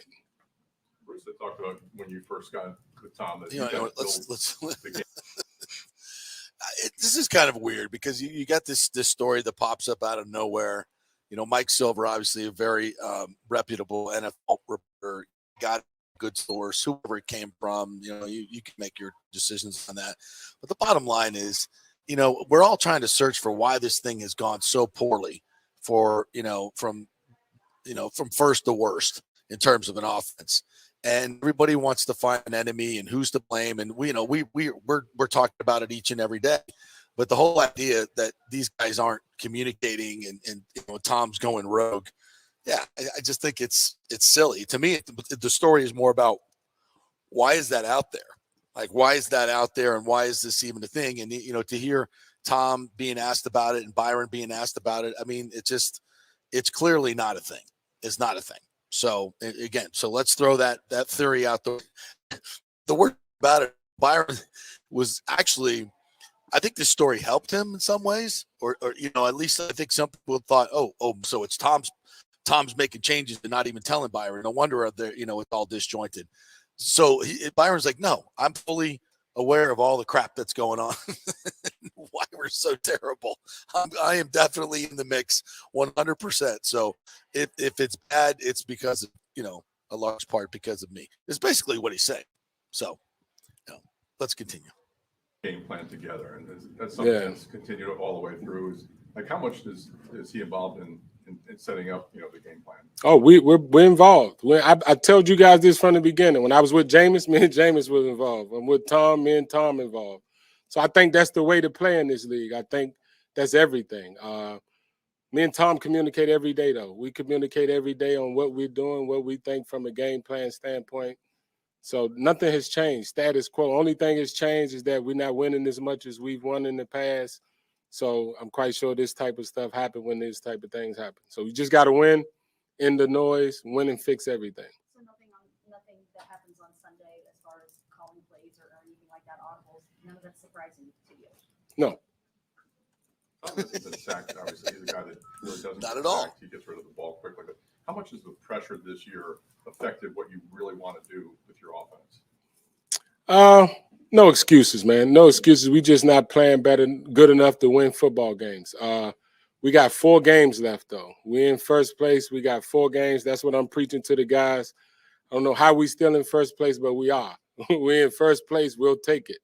A lot of people would love to be in first place sitting at this point. So we got 4 games, then try to improve, win football games, and try to get in the tournament. That's really how we're approaching it. Great opportunity for us to get some things turned on, get some things fixed, get ourselves rolling. So that's how we're approaching it day in and day out. Byron, do you feel like you're getting enough output out of the screen game when it gets the ball has been effective enough to your liking? I don't know if anything has been effective enough to my liking, because I'm a guy that believes in scoring a bunch of points, and we ain't been able to do that. We've made a living of having big plays, explosive, scoring points. We just ain't that this year. Still got an opportunity, though. We got 4 more games to get this thing turned around the way we want it. Obviously, you win football games however you got to win them. But we want to start playing the way that we know how to play. Hopefully, we can get that going this week. All right. It's a lot of that for everyone Leftwich. And, every week it's the same thing. We're not scoring enough points and not scoring enough points, but he doesn't ever tell you why. There's never a why to it. It's just, we got to do it better. We got to do it better. We got to do it like, this is what's happening. This is what we never get any of that. So we're pretty much left to our own devices to make our, to look at the tape, which is fine. And you just see it all over. It's the same stayed plays. Their tendencies are over and over again. That's why you hear mic'd up players on the other side saying they're running the same plays. They're running plays. Nothing's different. That's just an indictment. And there's a lot of tells on this offense, and it's hard to play in this league when you're playing like that and you're not creating anything, scheming guys open or scheming plays where you're like, wow, that was really like that play to Kittle last night. You saw Brock Purdy look one way to the left, look one way to the right, and you see going down the middle of the field, the tight end's wide open. I mean, have we seen that from the Buccaneers? Have we seen anything remotely as creative as that? No. You see the same stuff: 5-step drop, screen right, screen left, same zone block. I mean, it's hard to watch and to be continually getting worse. All right, talk about a team, the Tampa Bay Lightning. Eric Erlinson, Lightning Insider, joining us now. What's up, Eric? Happy holidays to you, my friend. How are you? I'm good. Happy holidays, boys. Good to be back on. Maybe may I first say what a joy it is to work with your son on the post-game show.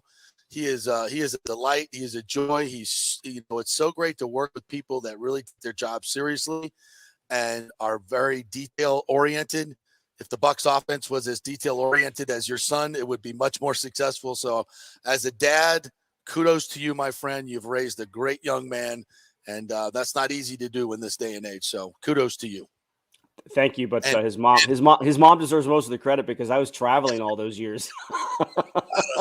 Okay, all right, we'll do that. That's a nice play on your end. By the way, can you imagine how the broadcasting team must have been on Kevin and Nick's soccer team back in the days? That would have been a great duo. Oh my gosh, right? Can you believe? He blames you for not giving him an opportunity as a coach. So I don't know. These are conversations we had. I don't know. I had no say over field time. No roster decision making. You're the Byron Leftwich of this that whole deal, right? You're completely out of it, right? With making changes in the middle of the night. So, what are your thoughts on this homestand as we see this team starting to gel into, I think, what Cooper and the coaching staff had hoped it to do with these new faces? Building in the right direction, definitely trending in the right direction.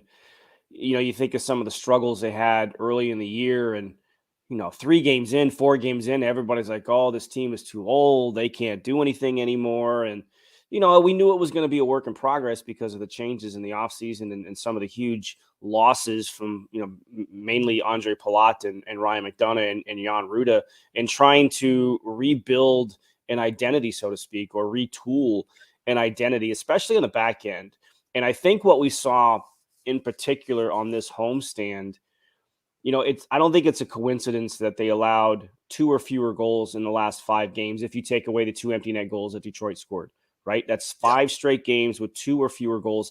And they were a busted power play for Toronto away from making it all 6 games on this homestand. So they've done a much better job of protecting the middle areas of the ice, being more structured defensively. And I think the biggest thing I take out of these 6 games in particular, when we talk about trying to rebuild everything, is the defensive pairings. It's been a complete work in progress all year long. And the third period against Detroit, they put Nick Perbix with Victor Hedman. We've seen Ian Cole and Eric Chernak together. I think Cole and Chernak have been great together. And Sergachev has been playing with, whether it's Bogosian or Foote, to whoever is on the right side with him. I think you're starting to see maybe where the defensive pairings are going to go. And Perbix in particular, boy, you just see his confidence continue to grow, his comfort level grow, the confidence the coaching staff has in him. I mean, he was running the second power play last night with Mikhail Sergachev out. So that just kind of shows you the thought process that the coaching staff has with Nick Perbix. So that's the biggest thing I take out of this homestand, is how they played well defensively and how they've kind of settled in on the defensive pairs. And now we'll see with this 4-game road trip if that trend continues away from home. And I don't want to, beat this. It's almost a dead horse now. The whole Nick Perbix is so incredibly, but it is a story. I mean, you don't. Yeah. This doesn't happen. A guy that spent 4 years in college, right? And, come up and playing, a top 4 level. Really, I mean, from college. This is not something. That's not the usual path. What is the key to this story? Is this he's just a late bloomer? The great player development that the Lightning come up with, they seem to do these players ways do every pick they find, right? They just make them so much better. Well, I think in this case, because he's a college player, right? So you can't really have a lot of interaction with the college players, even though you've drafted them. You can hold conversations with them, but the development part, for the players that are in college is a lot up to the colleges, and it's on the player too. I mean, it's always on the player. They have to put in the work to put themselves where they are. But his game just matured as he played those 4 years, at St. Cloud State, where he played college, and he played USHL before that. In hockey, not too many guys go in as true freshmen into college hockey. Sometimes they're 20, 21, even 21 years old once they start college. So, he was 24 when he came out of college. He's the same age as Mikhail Sergachev. He's actually a little bit older than Mikhail Sergachev when you kind of think about it in that perspective. But he just grew as a solid. He had really good offensive numbers in college, so you knew you had that part of his game. But the thing with Nick is his calmness with the puck, right? I've said it before. He's looks a lot like Anton Strawman with the puck on his stick. He's got just poise, and I was talking to Rob Zettler, the assistant coach, the other day about him, and there was a play on this homestand where he kind of looked around with the puck just outside the offensive blue line, and he thought, all right, I'm going to try this. We're in the middle of a change. I'm going to go for it. He tried to stick handle his way through 4 guys and almost did it. So you just kind of see that sort of confidence growing in him. And, it's, the player development staff led by Stacey Roost and JP Cote is there as well. They have conversations with these players, but they can't have too much interaction with them outside of, those just because of the NCAA rules. But it is a great story, and I don't think you could have sat here at the start of the year and thought, okay, yeah, Nick Perbix is going to be a big part of this blue line, and he's come in. It was supposed to be Fleet Myers, and Nick Perbix just lapped him on a depth chart. Yeah, really interesting story. We were talking, Brian Engbaum and I, about the ascension of Braden Point, and Brian believes that, and I think I heard Chief say this as well last night. He's an elite player. And maybe not considered that, with the Connor McDavids and some of the others. And maybe he's not to that level yet. The numbers would say that. But it seems to me that he is on the cusp of that. That goal the other night just kind of showed like he can do what Connor McDavid can do. And he can do what these elite players can do. He's just been overshadowed on this particular team. And, by Kucherov and Stamkos and Vasi and maybe some other names and Hedman. But to me, he's a guy that could go 40 or 50. And at this point, I think he's starting to ascend to that level. Would you agree? Yeah, he's already got that 140-goal season under his belt. He led the league in power play goals in 19. And he's healthy right now, right? You think he had the double hip surgery a couple years ago. And, I like to say he's Shakira, right? Because the hips don't lie. And when the hips are healthy, he, you can see the difference that it makes. He's got such a unique ability to sidestep, right? It's not easy to do on skates, and we take it for granted because we watch what these guys can do on a nightly basis. But it's not easy to do his lateral movement. It's the back and forth. He's got great straight line speed. Look, he almost beat Connor McDavid in the fastest skater competition at the 18 All-Star game here in Tampa, and so he's got the straight line speed. It's the side-to-side stuff that makes him stand out differently because, John Cooper addressed this the other night after that goal, that a lot of guys can go up and down, start and stop all day long, but it's the guys who have that lateral quickness that he has. And he put that on display on that goal, which, man, I could watch that goal loop after loop after loop after loop. It's one of the best goals I've ever seen live, in the 20 years that I've been around this team. And he has that ability. And I think we're starting to see that more from him. He almost had another one of those last night where he kind of danced his way along the boards and, almost set up, I think it was Hagel on the other side. So you're starting to see him get that part of his game in line. And he's got a 40-goal, 100-point season in his belt if he can get there, especially with the way Nikita Kucherov is distributing the puck right now. He leads the league in assists right now after having another 3 assist night last night. And Braden Point, I think he does get overshadowed on his own team because you have star power and Kucherov and Stamkos and Hedman and Vasilevsky, guys who have won trophies in their career. But really, Braden Point is the engine that makes it go. Yeah. Right? He's the guy that it all kinds of flows through because teams have to pay attention to him. Eric Erlinson joining us here at lightninginsider.com. So we talked about the top line has just been unbelievable, but the deep pairs have kind of solidified now. And I think Coop has a really good feel for it now that Cirelli's back, right? So all of these lines seem to be where he wants them right now. And there'll be tweaks here and there, obviously, but I think everybody's found their role, right? I think everybody knows what their role is and how and where they're going to play. Is that a sense that you get now, and why this team is trending in the right direction? What do you see in that realm and some of these other guys that are getting comfortable? Well, I don't really think it's a big coincidence that 4 guys got their first goal of the year on this homestand after Anthony Cirelli returned. Yes. Right? Like he's just kind of rounded things out and made them a much deeper. With his absence the first 7 weeks or so, we talked about, okay, where's your depth scoring going to come from? Right. It's great you're getting production from the top 6. You need that production, but who else is going to score? Well, as soon as Cirelli came back, Vlad Nemestikov got his first goal in the game against Toronto, right? Yep. Pat Maroon got his first goal playing with Anthony Cirelli. It's not coincidental to me because Cirelli is the type of player, John Cooper's, I'm going to steal the phrase from him. He drags the team into the fight because of the way he approaches the game. He just has a tenacity about him. He never gives up on a puck. He never gives up on a play. He's in your face. He's hard to play against. And that's an infectious way to play. And with him back now, and we did wonder, okay, because the Paul Stamkos Kallur line has played so well, what do you do with Cirelli when he comes back? Is he going to be your third line center? And you couldn't break up that line. You can't mess with the top 6 right now. But Cirelli's come in and just, I mean, the line with Maroon and Colton and him have been great since they've been together. You talk about trying to find the combinations. They've been fantastic together. So with Cirelli now, it just fills everything out and balances your lineup a little bit better than it did the first 7-8 weeks of the season. And again, 5-1 homestand with Anthony Cirelli back. I don't think it's a coincidence. All right, so here we go on a little pre-Christmas road trip now. I'm really looking forward to watching a lot of these games, starting in Montreal. Obviously, the Canadians aren't a part of the elite yet, but I just love what Marty's doing with that team. And Cole Caulfield just had a hell of a start. And then you get to Toronto on Tuesday night, which is going to be just, that's going to be a great freaking hockey game. Yeah, I'm looking forward to that. And then you got Detroit on the back of team here. So this will be interesting. What are your thoughts on what we hope to watch and learn on this road trip? First of all, they have to remember what it's like to play on the road.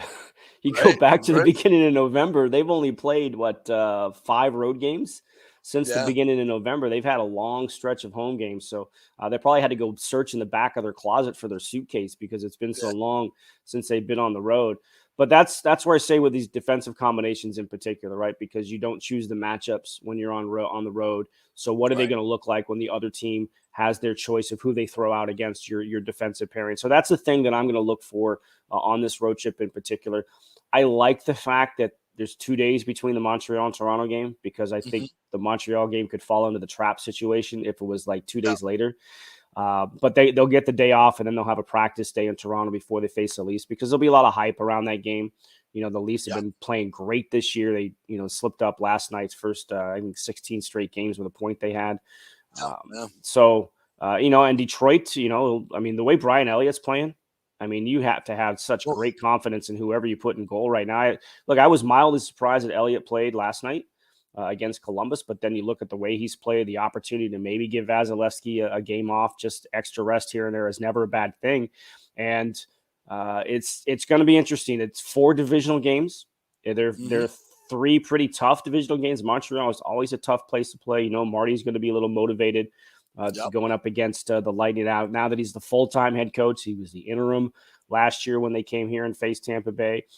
Toronto, obviously a huge rival now, especially with the playoffs last year. Detroit's an improved team. And then Buffalo. Buffalo did something not a lot of teams do. They went into Colorado last night and knocked off the Avalanche. And they did it with 5 defensemen because they had Owen Power come up sick and couldn't play last night. So they beat Colorado in Colorado with 5 defensemen. So it's going to be a tough road trip. It's going to be, I think, a challenging road trip for them, but it'll be a good test. You want to see, can you take that, everything that you worked on, everything that we talked about that they did here on the homestand, can you carry that on the road with you?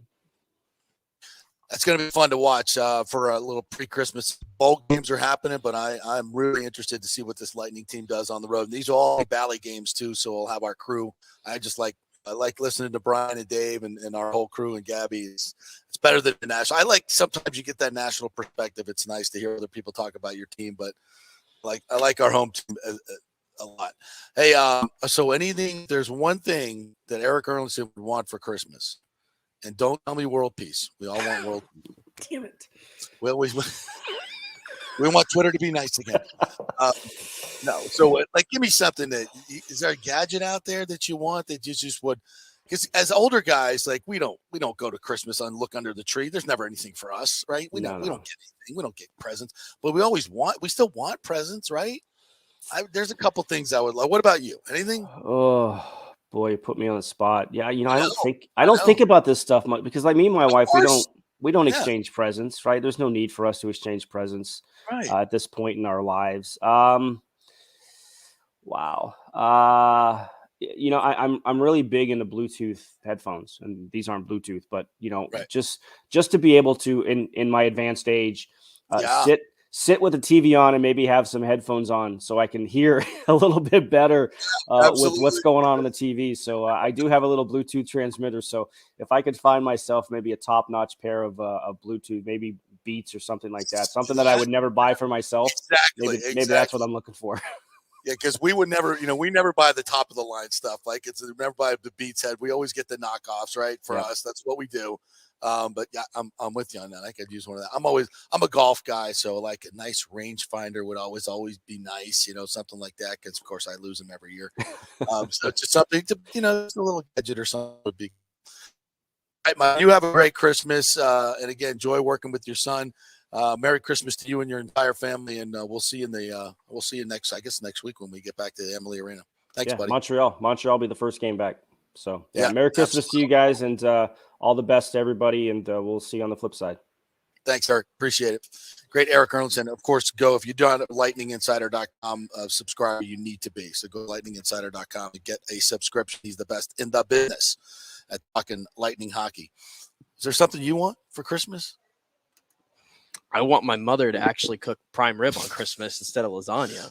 Prime I'm still stuck on that. I can't get over that we're not having prime rib and we're having lasagna. My friend Jeff Italiano from Italiano Insurance put something on Facebook the other day that Publix says prime rib for $5.99 a pound. Is that a fact? $5.99 a pound. That's it's usually $15.99 a pound, I think. I'm gonna text my mom right now. Yeah, I can. $5.99 a pound. Go get me a prime rib. Let's go.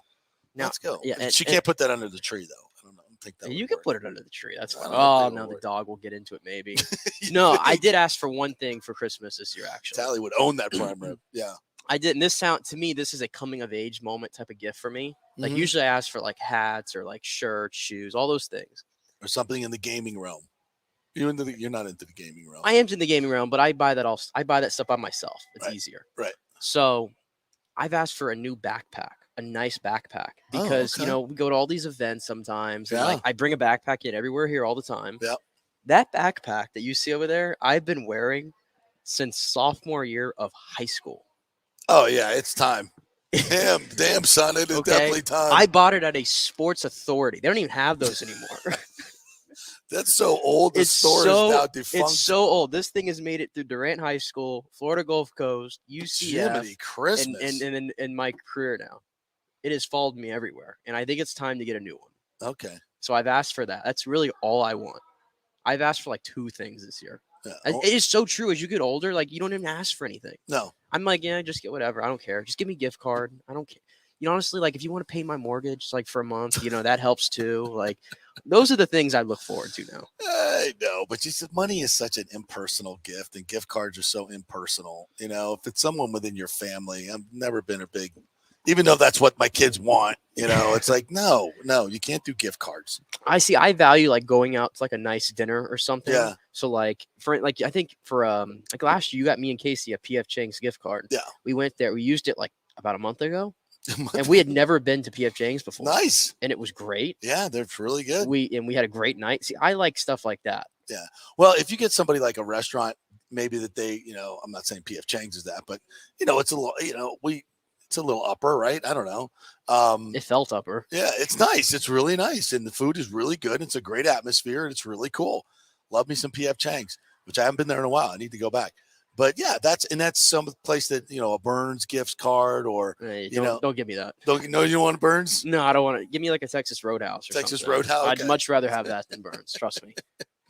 When you get older, we don't get gifts, but it is kind of nice, to get a little something here and there. So I agree though. Golf, anything golf accessory, golf related, I'm easy. I'm easy. That's me too. Yeah, I need a new 3-wood. That's what I need. That 3-wood is Did you break old. your 3-wood? Like I did one time. It doesn't work anymore. Can't be me. It's got to be. It's got to be you. Yeah, it's kind of. It's just. I think it's worked. The shaft's worked out. I need a new 3-wood. So, 3-wood, range finder. Titleist golf balls. Yeah, always an easy gift. You can get me the noodle golf balls. I'm good. The noodles? The noodles. Oh God, no. I don't care. All right, we'll take a break. We'll come back on the other side. We'll get into a little bit of Rays news, some college football as bowl season hits full force this weekend. Tiger is going to be playing this weekend with Charlie. That's up fun. So and KK, we got to hear from KK. KK's a Blue Jay now. You're talking about something that just is weird. So we'll hit that when we come back. Stay with us.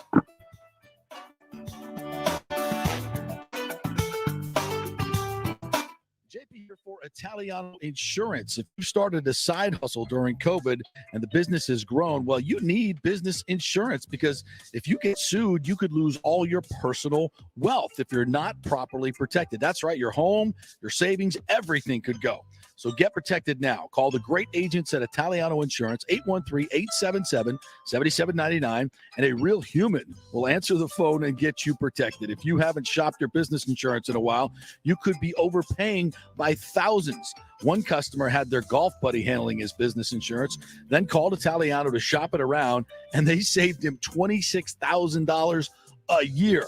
Yeah, so call 813-877-7799 or go to ItalianoInsurance.com. Italiano Insurance, protecting all the pieces of your life for over 60 years. Attention, if you are home shopping or looking for a refinance, and even if you already have the approval letter, you must call my man Scott Fitzgerald at American Mortgage Services. Scott has a brand new program available in the greater Tampa Bay area called the Community Advantage Loan Program. Get this, no money down, no mortgage insurance, no points, no origination fee, purchase or refinance, and loan amounts up to $647,000. Now, there are some application requirements. It must be a single-family home, 1 unit, primary residence, and have a minimum 640 credit score. The program only applies to certain neighborhoods, so you have to call to find out if you qualify. So call Scott Fitzgerald at 813-294-7595 or email him at scott@amstampa.com. Now, even if you don't qualify for that program,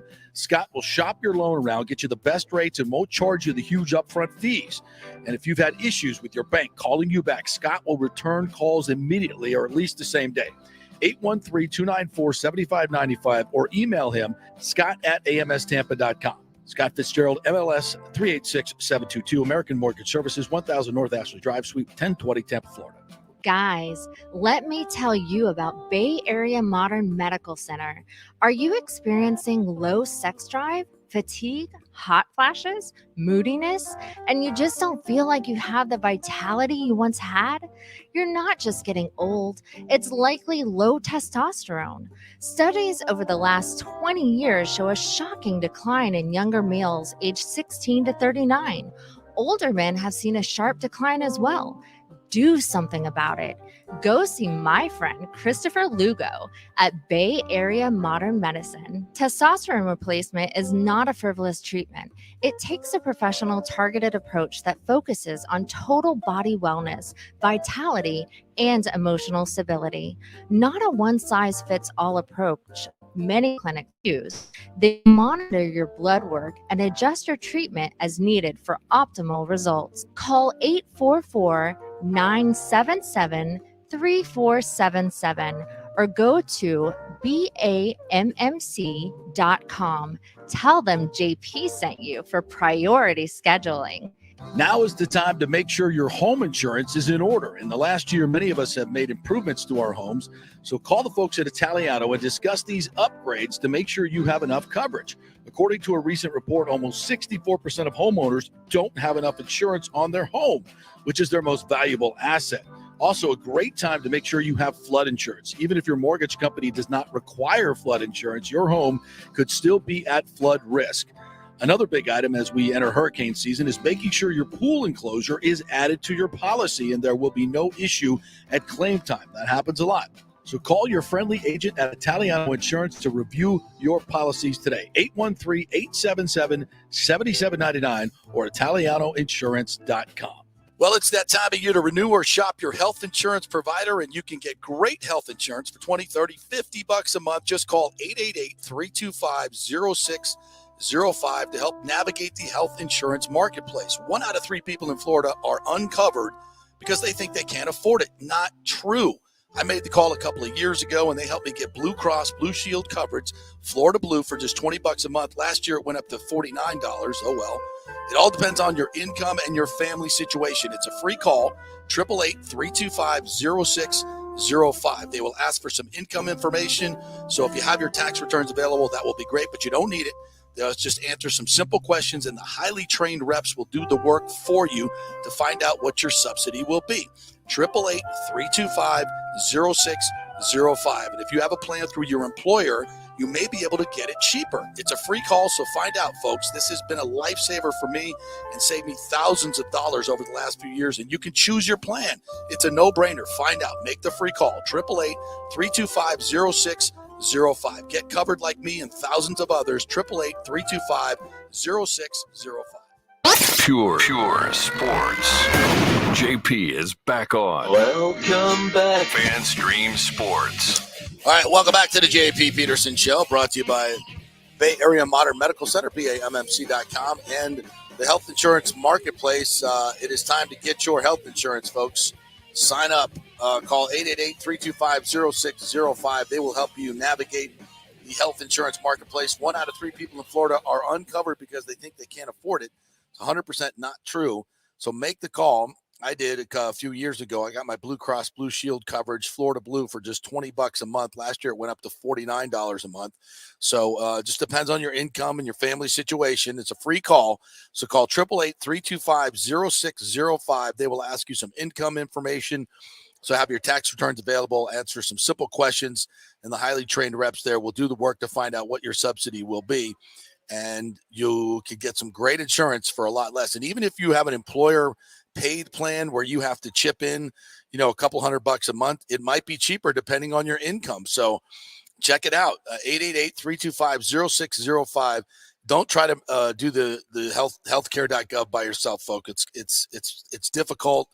Some of the questions are very ambiguous. So let the experts help you. 888-325-0605. Get covered like me and save thousands of dollars a year. 888-325-0605 is the number. I'm sorry. I'm just laughing real quick. I have to get it off my chest. Sure. So I guess the Jets are having to start Zach Wilson this week because Mike White wasn't cleared to play, even though he wants to play. Yeah, he's been taking some shots. And so obviously Robert Salah is getting a lot of questions about Zach Wilson. And he said, and I quote, this is a real quote, he's the same quarterback that once went 18 for 18 in a bowl game in college. That's a real quote. Relevancy to now? Zero. I was at that game, by the way. You were? It was against UCF in the Hula Bowl. It's very interesting watching how Robert Saleh has handled this Zach Wilson situation. It's clear that he is just not mature enough at this level right now. No. But you can't trash him because you have too much invested in him. Right? So you got to walk a thin line. But I think he has done something that most coaches are unwilling to do. And that's bench a guy, especially a quarterback like that is clearly not the guy right now. Mm-hmm. But then you have to keep him.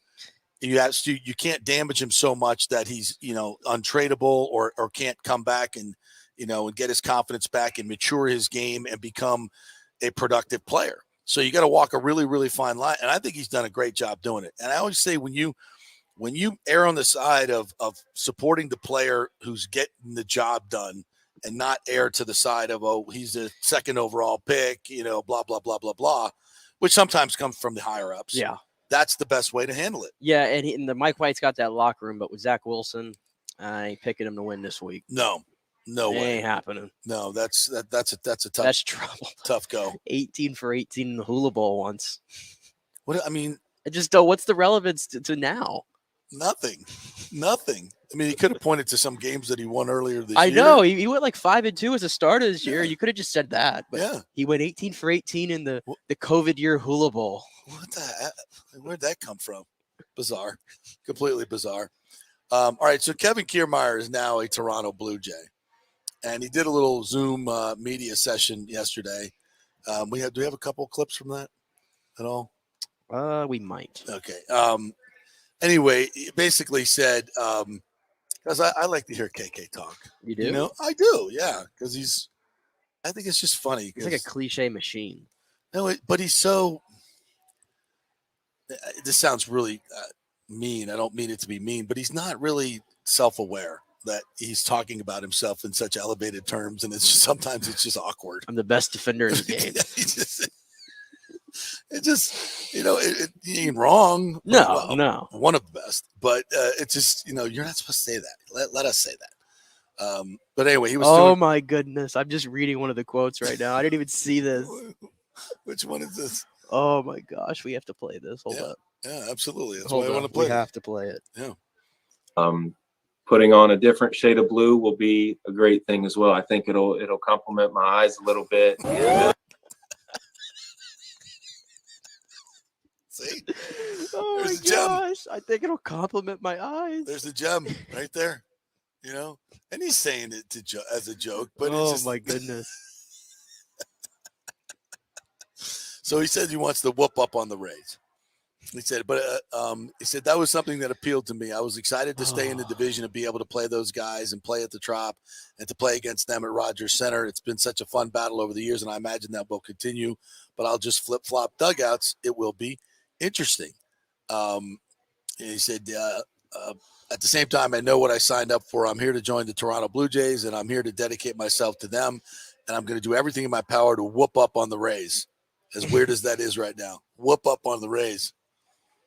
If I swear to God, if he lays down a drag bunt, I will run out there and beat him myself. I swear to God. If he becomes, like, hey, Kevin Kiermaier is slapping the ball the other way and laying down bunts and hitting, 302, getting on base, I'm like, God, I'm gonna lose. In all seriousness, I am gonna miss. I told you I was gonna miss Kiermaier. I mean, you want to talk? I mean, think how boring this Rays team is without him. How much more boring is it going to be? He had some really good moments. He's had some clutch moments with this team. He really has. He really has. And offensively too in the playoffs. Yes, he really has. And plus even the great catches are always entertaining. They're fantastic, right? In the ground that he covers, I love watching him play. He's an amazing defensive player. But the best part are the catches that he doesn't have to jump that he does. He doesn't have to slide that he does. The drama that he brings to the game is just it's amazing. I'm gonna miss that so much. It's always the eye black. It's the eye black when you are playing inside. There's a glare from the lights. It's terrible. I don't see anybody else wearing the eye black, but hey, it looks good on it. It accents his eyes. It accents his eyes. Oh my goodness! See, I'm gonna miss the hell out of Kevin Kiermaier. Y'all don't know what you're. There's a lot of Kevin Kiermaier haters. Let him go. Let him go. He made too much money anyway. Well, it's not your money, for God's sakes. I never understood that. It's my thing. He makes too much money. Oh, you ain't cutting the check. I mean, somebody's got to make money on this team, for God's sakes. I'm glad somebody's taking money out of Stu's pocket for something. But what do you get? You got $9 million. He's guaranteed $9 million for a year. Yeah, another $750 in incentives, and added $2.5 million from the Rays for the buyout. So he's basically making the same amount of money this year. Good luck to KK. Good luck to KK. Have we signed any offensive players yet? I haven't gotten the notification yet that Longoria is coming home, and I'm getting a little sad about it. I haven't gotten the notification yet. Oh yeah.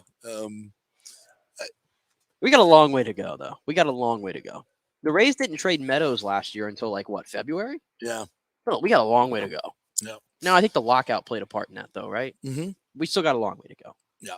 Well, we'll see. We'll see what the lineup looks like. What does the lineup look like right now? You got Wander in the 2-hole, Yandy leading off. Yandy and Rosarena still can play together next year? Okay. So Yandy leading off. Yeah. Franco. Yeah. And then you got Randy. Brandon Lau or Randy Rosarena. Paredes. Paredes. Series in there. Bethencourt / Mejia, Uh-huh. Margot, and I feel like I'm missing one guy right now. That just screams entertainment right there. Well, I'm trying to be optimistic. Most of that lineup that we just said did finish second in the league in runs the year prior when they were all healthy. No, you're missing Popeye. Who am I missing? Joey Wendell. Okay, I'm missing Popeye and I'm missing Zanino. Mm-hmm. With his 30. With his 33 home 33 jacks. Yeah. A little different. I love Joey Wendell a lot, but like he was the clearly. You know, let's bring Joey Wendell back. The straw that let's bring the Joey drink. Wendell back. He's a free agent. Let's go. He's not going to offer you any power, but let's bring him back. Just bring all the fan favorite back. That's all, man. That's all I want at this point. Longoria and Wendell. Just bring Longoria and Wendell, man. Screams World So Series. my jerseys that I have can have relevance. Screams again. World Series. I don't even care anymore. I'm combo right there. My closet. They're stuffed in the back of my closet right now. I'd love to bring them forward a little bit. Jeremy Lowe bringing up the key to the whole season right here. We brought back McKay. So Rich McKay? Brendan McKay. McKay's got as much playing time as Brendan McKay over the last 5 years. He's got as many wins. No, I don't want to be rude though. I feel bad. Right. He's had a lot of injuries. I hate it. He's going to miss this entire season too. But yeah, hopefully he gets it back. What a great guy. Really bring back Carlos Pena. Carlos Pena, yes.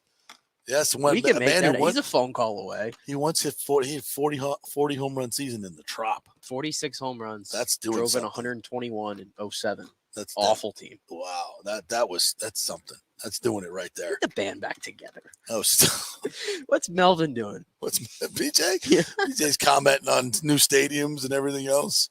Yeah. Which would be nice. In all seriousness, the Rays will put whatever they want out there, and they're going to win 90 games. That's likely. First of all, they didn't win 90 last year. Well, they got injured a lot. Pat Burrell. Oh my goodness. Pat Burrell, Pat Burrell. He's probably part of the reason why too we're living on PTSD of signing guys to big contracts. That goes far back. It was like $10 million we gave him. Yeah, and that was a lot at the time. It'd be a lot now. He was awful. He was terrible. So they've spent big money on Nelson Cruz and Pat Burrell. Not big money. Well, tried to bring in a big They gave name. up a lot of prospects. Yeah, gave up Good big prospects or signed money to those two guys, and they did not work out. Yeah, it's not been their forte. No. All right, so bowl games get underway. Matt Baker wrote a great story in the Times. Get a little tidbits on each of the bowl games that kind of matter. Holiday Bowl, which is coming up on the 28th. North Carolina against number 15 Oregon. Matchup of top 25 scoring offenses. Drake May against Bo Nix. That'll be a fun game. Alamo Bowl, like this one, number 21 Texas. No Bijan Robinson. They're not playing? No. He's getting ready for the NFL draft. Tampa Bay Tech alumnus Michael Penix will be quarterbacking number 12 Washington and trying to launch his 2023 Heisman Trophy campaign. So Penix, he's coming back to Washington next year. So I love that guy. Yeah, really, really good player. The Gator Bowl will be December 30th at 3:30. Number 19 Notre Dame against number 20 South Carolina. That could be interesting. That could have been the ReliaQuest Bowl. Yes, if USC hadn't crapped the bed in the Pac-12 title. That's right. That would have been a great matchup there too. Florida State playing Oklahoma. They're 1-6 all time against Oklahoma. The one exception is notable. The Seminoles beat the Sooners 36-19 in the January 1965 Gator Bowl with the greatest receiver, the greatest hands in the history of the game, Fred Biletnikoff, 13 catches for 192 yards and 4 touchdowns. In 1965? 1965. Yep. Damn. The number 13 Seminoles could put up big offensive numbers against Orlando in the Orlando Cheez-It Bowl against Oklahoma's number 99 scoring defense. This is going to launch Jordan Travis's Heisman campaign for next year. He's going to be slinging it around and running and putting up 56 points against that crappy Oklahoma defense. That's going to be a fun game. Yeah, and it's a personal one for UCF fans like myself here, because Dylan Gabriel is going to be quarterbacking for your Oklahoma Sooners. That's right, in Orlando, Camping World Stadium. In Camping World Stadium, I don't think he ever played in that stadium. Yeah, it's not a fun stadium to be at. Yeah. It's very bland. But it'll be fun for FSU fans. Go to Orlando. Tickets are not cheap, by the way. Yeah, so Florida fans get to go to Las Vegas. Mm-hmm. FSU fans get to go to Orlando. UCF fans get to go to Annapolis. Are they going to bring a lot of Navy's people campus. to Annapolis? Well, the fan base usually travels well. Yeah. Okay. It's going to be a little bit chilly, though. I've seen it's going to be really cold for that game. When is that game? I want to say it's the 30th, around there. I could probably have it right here. I'm not even sure if it's in the article or not. Down there. No, he's got them all. I do not know. Anyway. Yeah, but anyway, there you go. Where's Miami playing again? I don't think they're in a bowl, are they? Oh, okay, cool. Yeah, I don't think they are. They can just enjoy Miami, I guess. Yeah. The Orange Bowl, number 6 Tennessee. What does their offense look like without Alex Kalesh in the Orange Bowl against Clemson? So if Tennessee puts up 45 points, we're going to go goalish. Tennessee doesn't. If they put up 45 points, we're going to say, "See, it wasn't Alex." No, Joe Milton's playing quarterback for the Tennessee Vols. Joe Milton. Well, there you go. Versus Cade Klubnik. No DJ Uiagalelei. Yeah, who apparently took a visit to UCLA today. Interesting. Great fit. You think? He's from out there. Well, maybe that. I just don't think he's very good. I think that's the problem. Yeah, a little bit. Number 5 Alabama going to the Sugar Bowl against number 11 Kansas State. You know, Kansas State's going to be so Scott Reynolds. They're going to be so hyped to beat Alabama. Was the entire country going to be rooting for K-State Of except course. for Tuscaloosa? Of course, 100%, yeah. 100%. Number 1 Georgia against number 4 Ohio State in the Peach Bowl semifinal. Ohio State is just soft, and Georgia is not. I think that's going to be a blowout. And number 3 TCU against number 2 Michigan in the other semifinal in the Fiesta Bowl. I know who you're rooting in that game. Oh, Max Dugan. Baby. Max Dugan is your boy. My man. Love that cat. I don't know if he has the wherewithal to be able to. Whatever it's going to take for Jim Harbaugh to come to the Bucs next year, I want the result to happen for Michigan. Whatever it's going to take. So national championship. If he wins it all. If he wins it all and he says, I've had enough, I'm coming to the NFL, and then that would lead the way for the Bucs to just throw everything, all the resources at him. Whatever it's going to take for Jim Harbaugh to come back to the NFL and hopefully for the Bucs to be involved, that's what I want to happen. You know, I'm just here for it. You know, I think, you know, after the Todd Bowles experiment, which again, and by the way, if he wants to stay on as the DC, I'm all for that. I don't know if he would. I would love that, but it feels like there's no going back to that now. Yeah. Once you become the head coach, it's hard to keep you in the building. And I don't know why, though. If you like living here and you're doing a hell of a job as the DC, and you know this, I mean, he's the second greatest defensive coordinator in the history of this franchise, and it's not even close. Yeah. I mean, there's even got to be a place in his soul where he's just like, you know, maybe it's just I'm not cut out to be the head coach. Maybe I'm the. There's nothing wrong with that, by the way. No. There's nothing wrong with that at all. Being a successful head coach in the NFL is not. We could have easy to Harbaugh do. as the head coach. We could have Todd Monken as the OC, Mm-hmm. who Scott Reynolds is vouching for, and I agree because he should have probably got more of a chance when he was here the first time. Right. And then keep Bowles as the DC if it was possible. Mm-hmm. That'd be the dream. That would be the dream. Yeah. Wake Forest and Mizzou in the Gasparilla Bowl. It's going to be Wake Forest is a very entertaining team. Sam They're Hartman sliding though. They're sliding. Yeah, coming into this game. Yeah, they did not have a good second half this year. That's the thing about Wake. You get some injuries. You know, their roster just doesn't have the depth. Their starting 22 is pretty damn good, but after that they get into some injuries. And Hartman's been in and out of the lineup this year. So, but he can break the ACC record of touchdown passes in this game. He's got 107. Just needs one The more. ACC record? Yeah. He's got the record almost? Yeah. Wow. 107 is the record by Taj Boyd. Yeah, so 108, I guess, is the record. So he has got a chance to do that. That's going to be a fun game, though. When is the Gasparilla Bowl? Doesn't say. And that's the Gasparilla Bowl, correct? Yeah, here in Tampa. Of course, the Gators are going out to Vegas, the Las Vegas Bowl against number 17 Oregon State. Jack Miller is going to be their quarterback. Highly touted kid, big arm. I'm interested to see him play. That'll be 2:30 on Saturday. And they've had a lot of opt-outs as well. No Ventrell Miller is not playing. Who else is not playing? Obviously, Anthony Richardson's gone. So we'll see what the Gators can come up with. And some other games. UConn in the what is this? The Myrtle Beach Bowl. What is the Myrtle Beach Bowl? Yeah, I have no idea. They got a stadium over there? Yeah, I guess they. Yeah, that's where Coastal Carolina plays, right? Oh, yeah, that's right. That's right. Yeah.